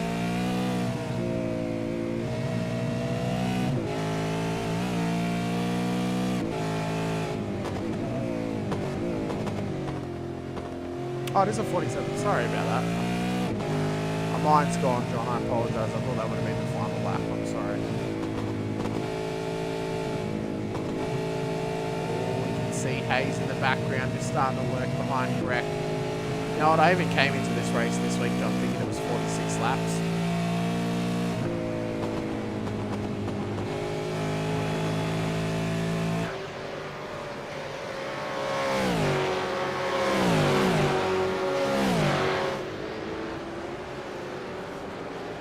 Down through Canada corner now.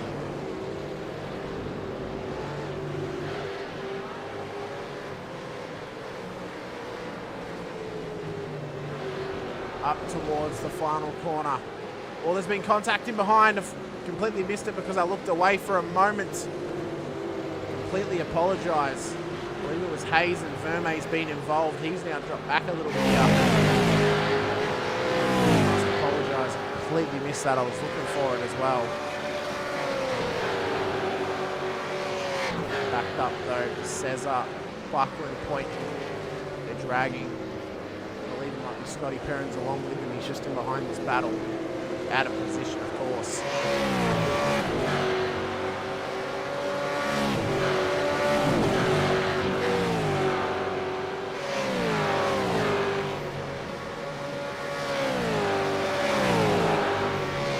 Come down for the run.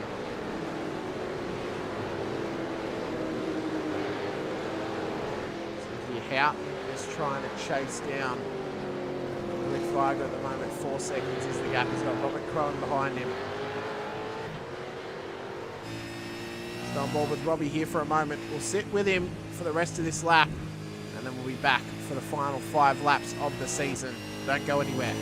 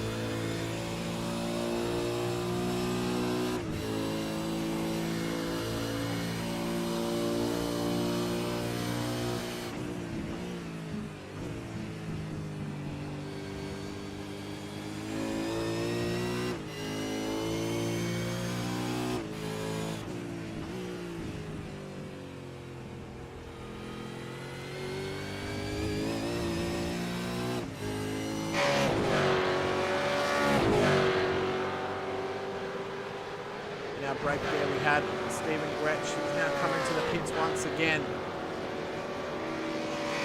This might be a drive-through possibly here. I'm not 100% sure on it.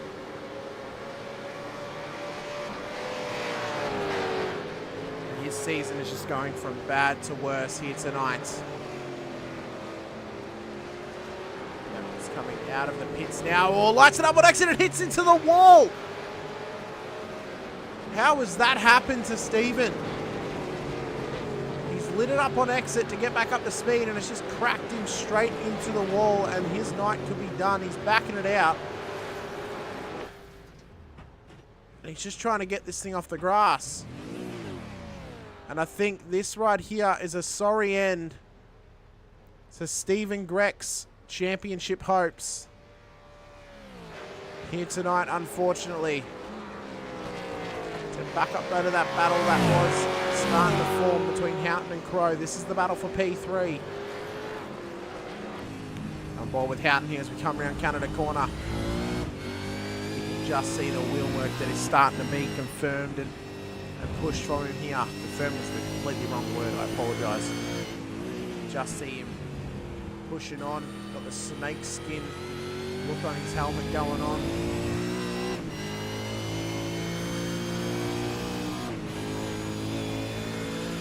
Very good job so far.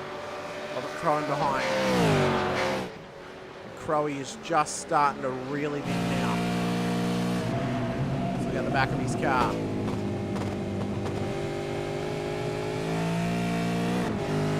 Accelerate Sim Racing driver.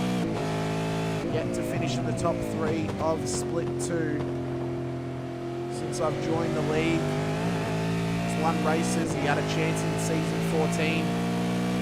Just missed out though.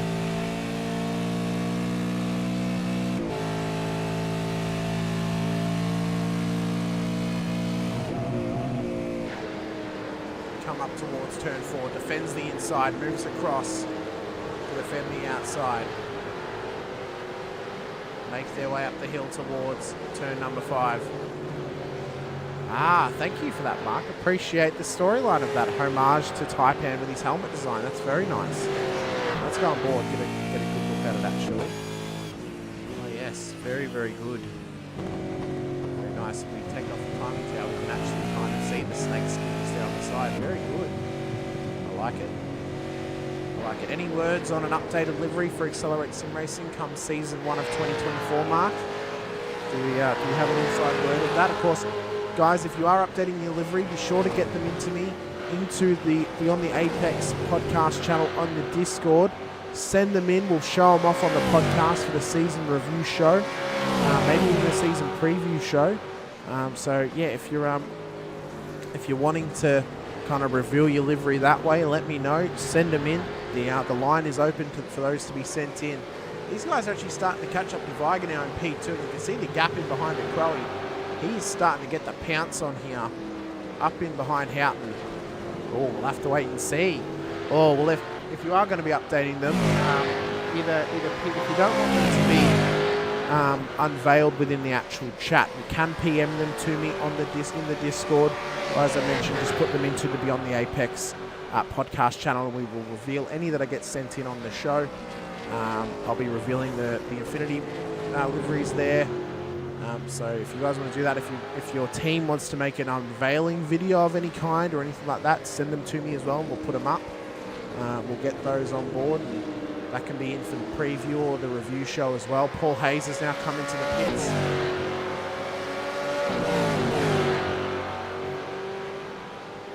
Always love when we come into a new year or a new season. Perfect time to get some updates in on some liveries and get cracking on with them.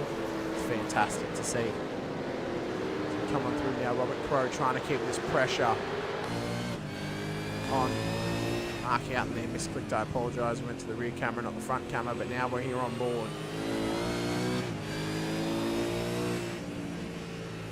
This is the battle for P3 in this race. Houghton not within a chance at the moment in the top 3 in the championship. Crowy's just there for points. He's just there to improve his positions. Currently, as we stand, Houghton actually makes the top 5 in the championship.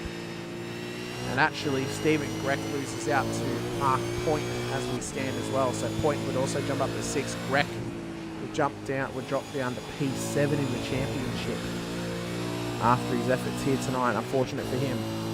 How we also currently stand, Halil Cesar would still finish in P4 behind Mario Reali in P3. So our provisional championship ladder is thusly Strange P1, Viger P2, Reali P3. Those are our 3 current provisional drivers to head up to Split 1 next season. And with 3 laps to go when we cross the line, or 4 laps to go when we cross the line for these drivers, no, it is 3, I do apologise, then it will be uber close for a run home for some of those drivers.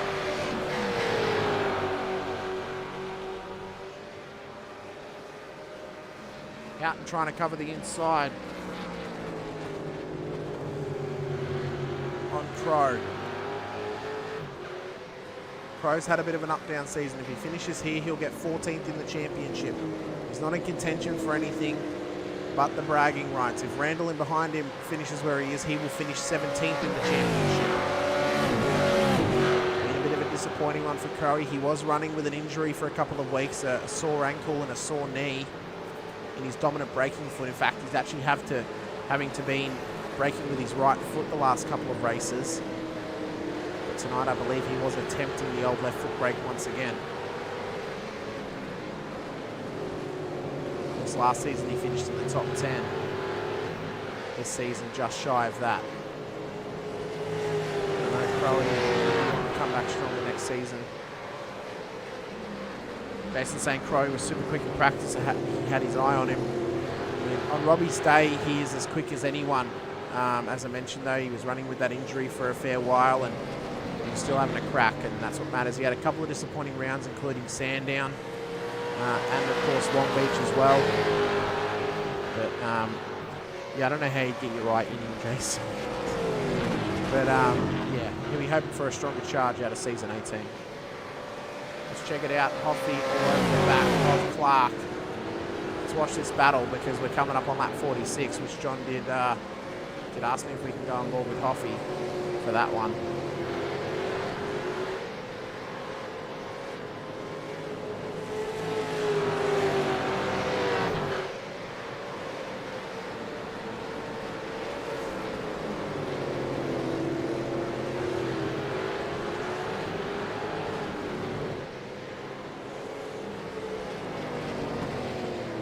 Battling hard in behind.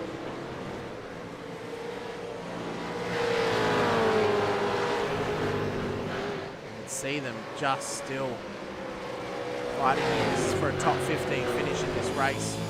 Going ball with Hoffy onto the roll bar here. See the wheel work, see the approach under attack here. Canada corner.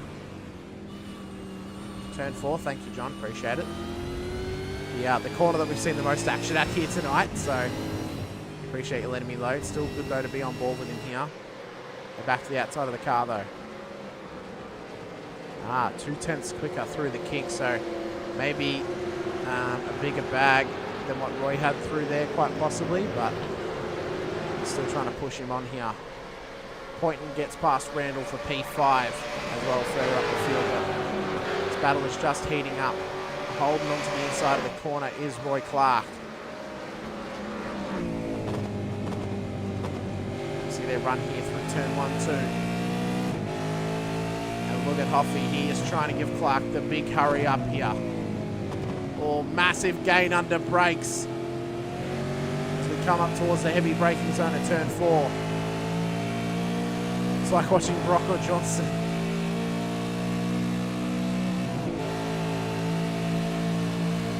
Just going for it down the inside. Can he get it done? Round the outside here. Oh, massive lock, and it's a compression lock, and that shot him into the side of Clark at turn 4.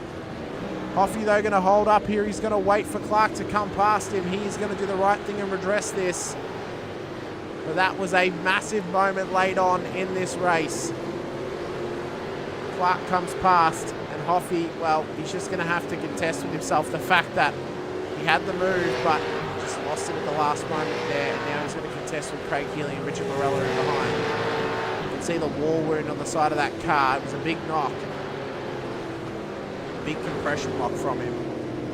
Oh, and he runs wide. That car is not healthy at the moment. And it's not what you want to see for the end of the season for him, being that he is going to be off for season 18, and well, his swan song's turning more or less into the black swan at the moment. It's a dying ember for him, but back into this one now. Jason Strange leads the way.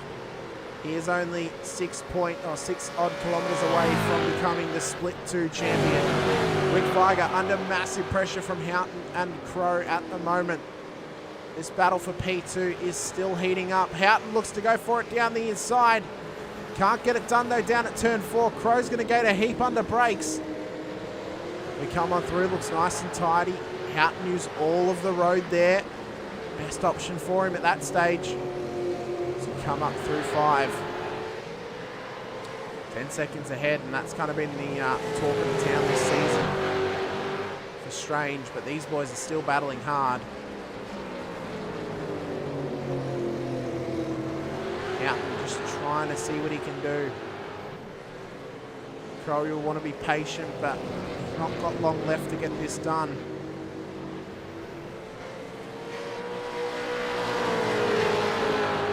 Come up towards the kink.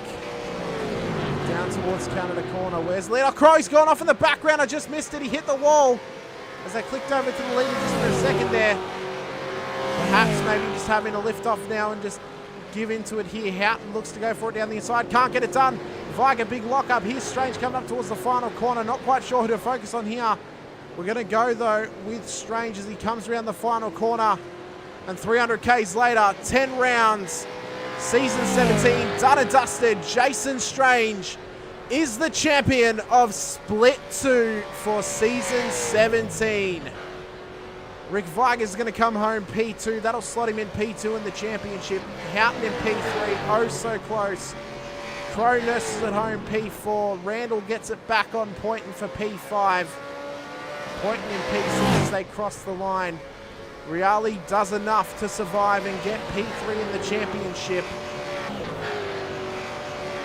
He will move up to Split 1 next season. Cesar not quite strong enough tonight. P4 for him in the championship, but you have to think through pre-qualifying he can get it done. Verme in P9 tonight. Latham makes up the top 10. And what a phenomenal night of racing it has been here for these drivers.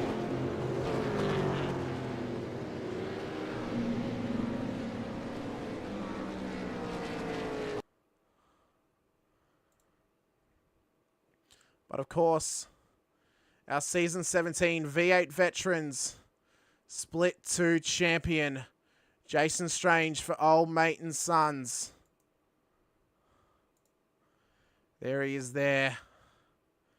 And I predict a big skid coming out of him here down towards turn 4.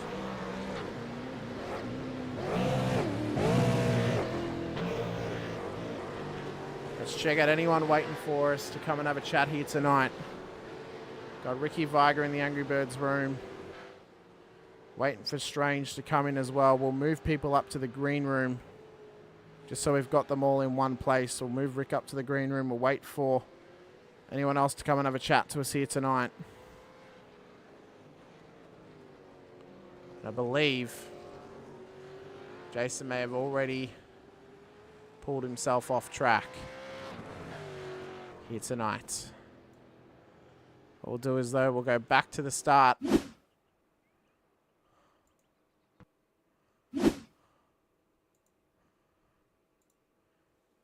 Get that going. We'll wait for the start to happen. As we'll wait for...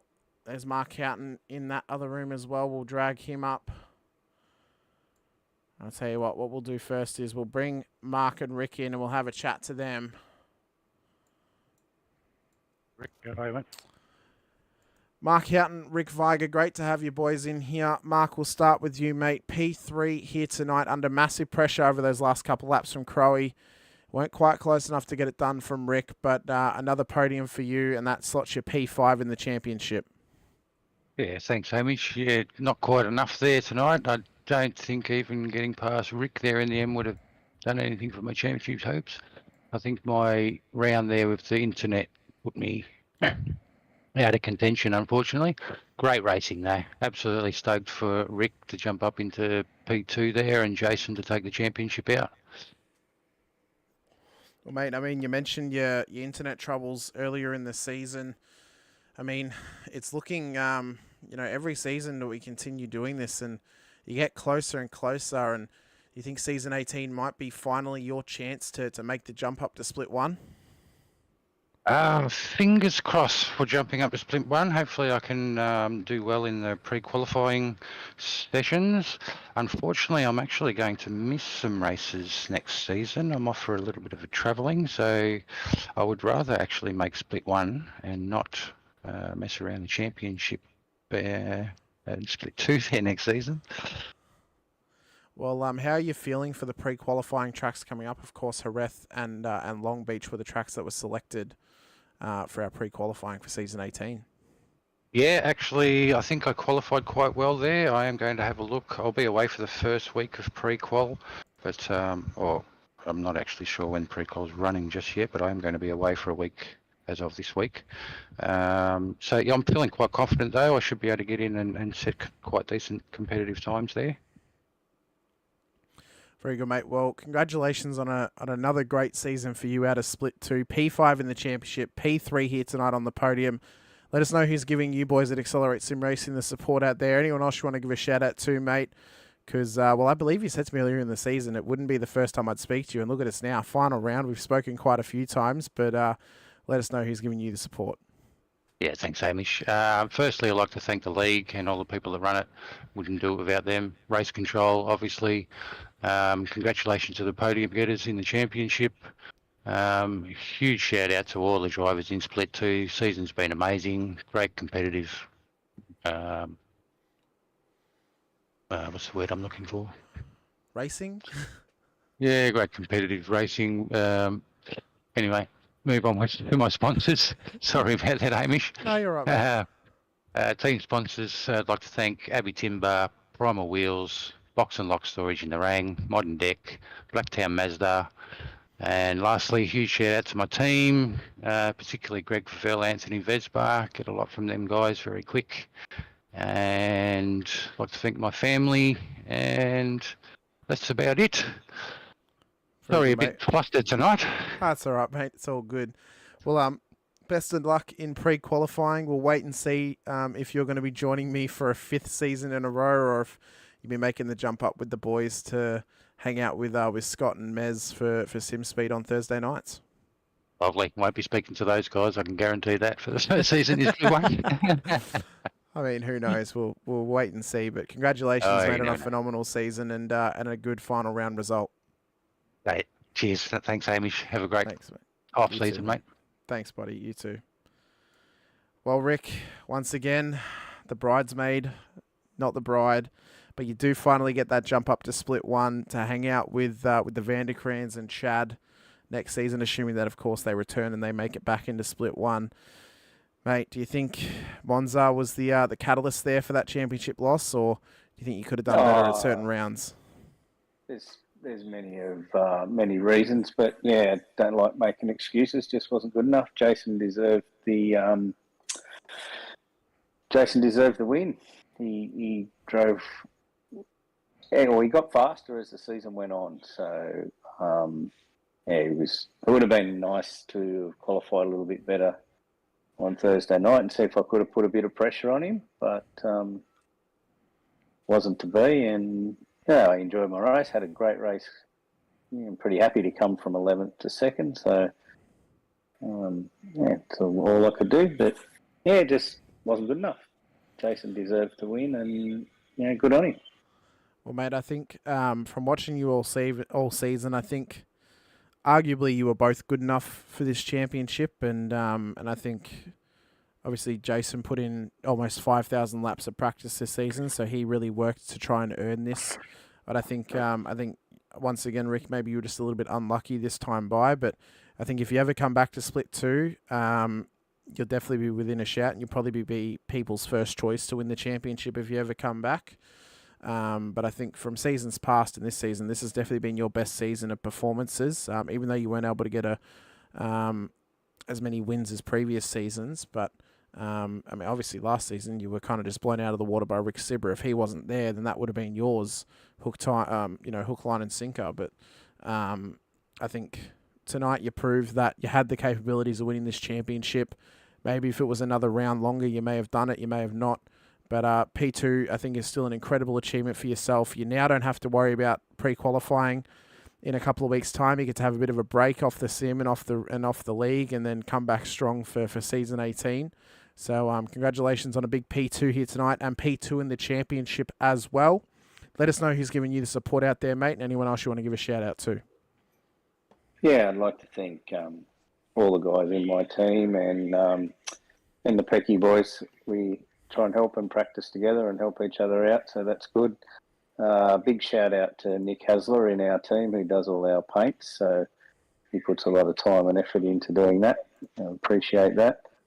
I'd like to give a great shout out to all the guys in Split 2. The racing's been fantastic over the last 2 seasons.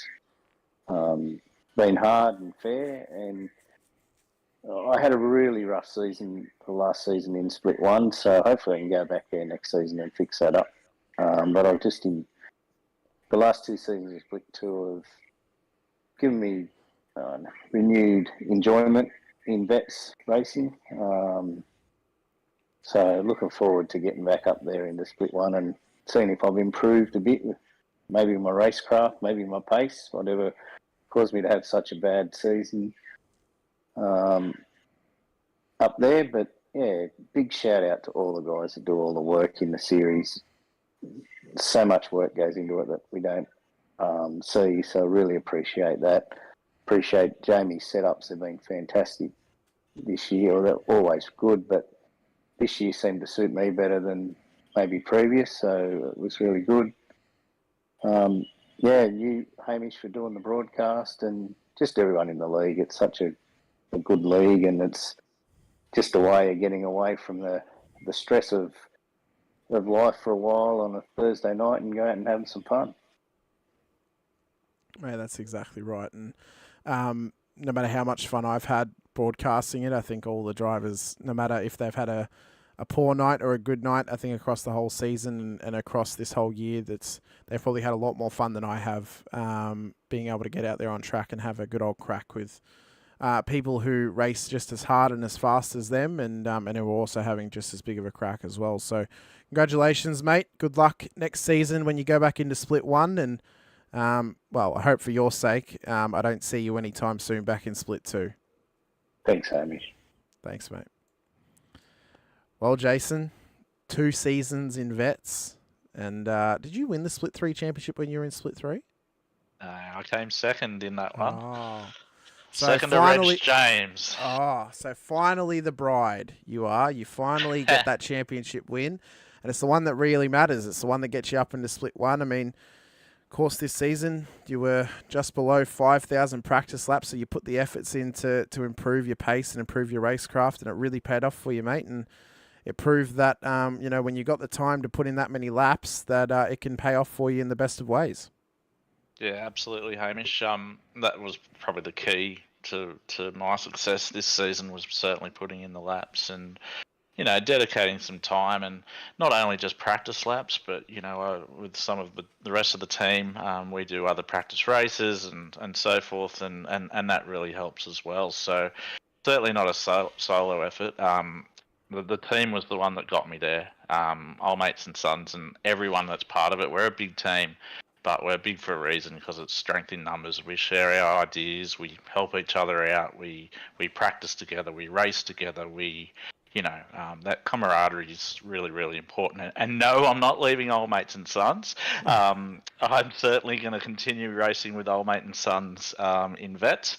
And there's some other things, as you might have heard in the chat, in the broadcast, that are happening in the background. And I will certainly be sharing that information as it becomes a bit more formal. But yeah, look, it's been a great season. I've really had a blast. Even just practice is fun. People ask me, don't you get bored? And I'm like, actually, no. Just trying to crack deltas and beat my optimum lap and having a chat with the rest of the vets in there. It's just fun. And when it stops being fun is when you start to have a think about, is this really right for me? And I've not got there yet. So had a really clean season. I don't think I had an incident that, with another driver in the whole, in any race. I didn't get taken out. I didn't have any dramas. I thought everyone was just so respectful, and yeah, it's a credit to the league, and a credit to the drivers in Split 2.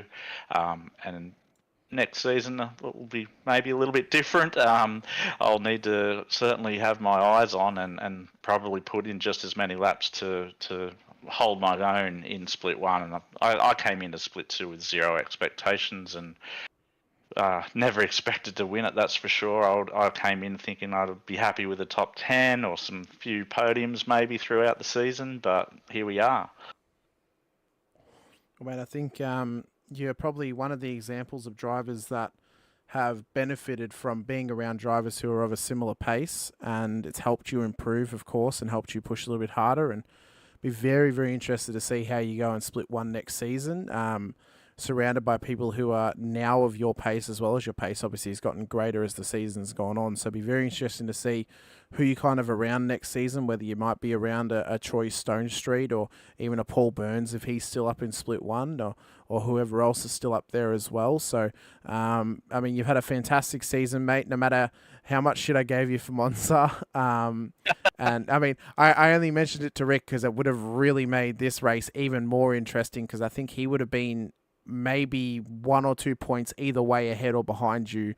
If the other performances stayed the same. So it would have been really interesting to see how that would have played out. But this is the way it has played out, and it's worked out in your favour, mate, and you've earned this, and you've done very well all season. So congratulations on not only the win here tonight, the championship as well, and let us know who's giving you the support out there, mate. Anyone else you want to give a shout out to as well, because the floor is yours as our Split 2 champion. Thanks, Hamish. And yeah, I accept I got a bit lucky there at Monza. And coming into this race, when I got halfway through it, I thought, right, I want to win it. I want to put a gap between me and Rick. I don't want to just win by a point or two. I want to get as big a gap as I can. I'm pretty sure I had a perfect round, 186 points. So got it done in the end. But yeah, huge thanks to Old Mates and Sons and Michael Quain. And look, I don't want to name people because I'll forget everyone. I've got to name the boss, though. Industrial Batteries Australia, obviously our sponsors, and Chubby Buns Burgers, Punch Bowl. And then I would just want to thank the league, Jamie for his setups, Reese, everyone really, yourself doing the broadcasts and the podcasts, and that really makes you part of something. And I think that's the best part about vets, is that we're all middle-aged blokes and ladies that just want to have some fun and have a race and enjoy the whole competition, but also the social side of things. It's a big thing for me, and I really enjoy it, and I don't think I'll leave ever again. I think I'll stay here for quite some time now, as long as I can still do it physically. I do have a bit of an impairment, but hopefully I can keep going for a little bit longer. Oh, mate, hopefully I'll put the same things that I said to Rick to you, mate. Hopefully you're not coming back to see me anytime soon. Hopefully you're going to be getting faster and stick around in Split 1, and who knows, maybe next season you will have a chance to speak to Mez and Scott one night after a race in Split 1. But congratulations, mate, once again. Best of luck next season, and enjoy your break. Thanks, Hamish. Won't be a break. I've got some other things on the boil in the background, as you heard. So, no time off the sim. But, looking forward to next season kicking off. Thanks, Hamish. Very good, mate. Thank you. Well, bit of a late one in here as well. Mario Reali, P3 in the championship. You haven't had a chat to me in a couple of seasons, but congratulations, number one. You did what you had to do tonight to beat out Halil, and you're finding yourself up in Split 1 next season. Yes, I am. Hey, Hamish. How are you?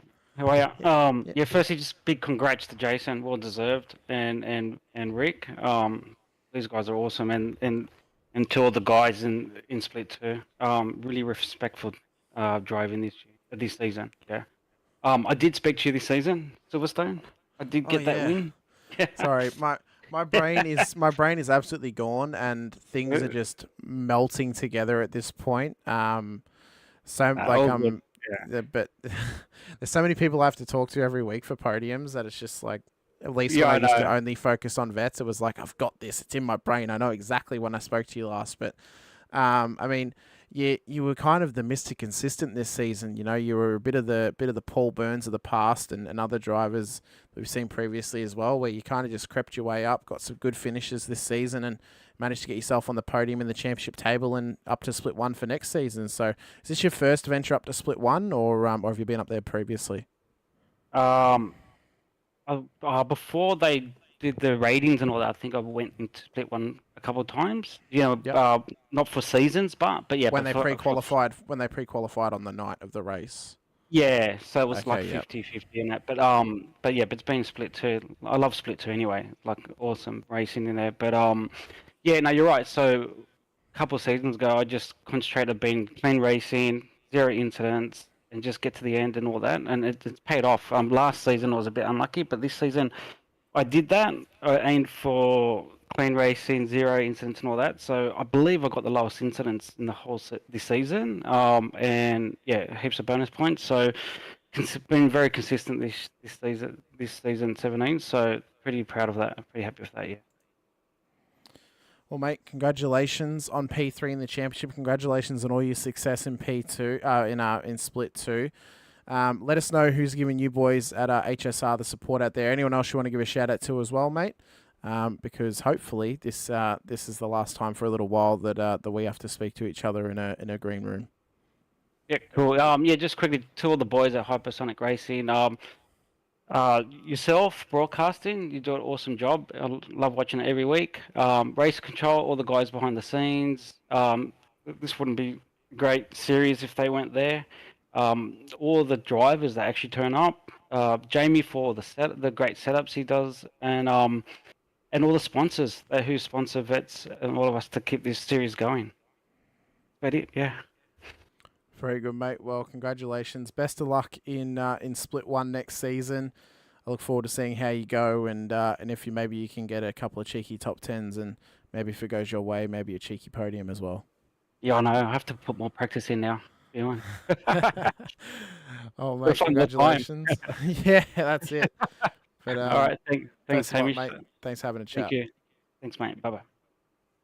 Well, great to speak to not only our podium finishers here tonight, but also our championship podium finishers as well. And, suddenly, ladies and gentlemen, that's it. That's season 17 done and dusted for the broadcasts. It's been a fantastic season, of course. A big round here tonight, 300 Ks of Road America. It was a great race. This track always delivers some action, and I think towards the end of the race, some drivers were starting to go off the heel a little bit, but Thank you to everyone who has supported the broadcast this season. I so look forward to coming back for season 18. It's going to be a massive season, of course. We've got possibly 3 or more drivers coming up from Split 3, depending if they pre-qualify into this split. Personally, I think they will. Nothing against them. I just think that is where their skill level is. But we will be running through the pre-qualifying results in a couple of weeks' time on the podcast. The podcast will go 2 weeks in a row, being that the next episode is this weekend, and then next week is the week after next, I believe, is pre-qualifying. So we will have that episode of the podcast the Saturday during the pre-qualifying weekend. So we'll be able to talk about some of the times people are getting and where people are currently seated and stuff like that. It'd be a good thing just to kind of give a little bit of a preview of season 18. It's going to be a big season, of course, still running with 3 splits, filled up the series pretty quickly, so it's going to be a big one. Big thank you as well to all of the vets, sponsors and supporters, Logitech G, West End Motor Group, Parramatta Isuzu Ute, Player One Sim Gear, Nova Sim Sports. Thank you for helping us produce such a fantastic series and a fantastic show. Shout out to all 3 of the broadcasters, or broadcast channels, I should say, for the vets. Of course, Split 1 being done by SimSpeed TV, Split 2 being done by Infinity Broadcasting here via the V8 Vets channel, and Split 3 being done by John out at WKMP TV, also here on the V8 Vets channel. Be sure to not miss the next episode of the podcast, guys. As I mentioned, it is this Saturday. It is our season review show where we'll talk about some of our favourite drivers, who we think did well, who we think did pretty poor, who we think can improve coming into the next season, and some of the drivers who are leaving the series as well after this season too. So a lot more to come in terms of content over the next couple of weeks. Season 1's going to be the first season of 2024 is going to be massive. We'll have a new track coming into the series. The calendar has already been released, and we will talk about that prior to the season starting. But as always, this has been the VA Veterans Split 2. I've been your commentator, Hamish Munro. This has been round 10, Road America for season 17. And for the final time this season, thank you for viewing. Thank you for being here. Thank you for getting into the chat. Thank you for engaging with us. Be sure to hit that subscribe button if you haven't already. Like the video as well. Get into the comments section of the video once it goes up as a regular video. And until next time, I've been Hamish Munro. This has been VA Vets Season 17, Round 10 at Road America. Until we meet again, bye for now.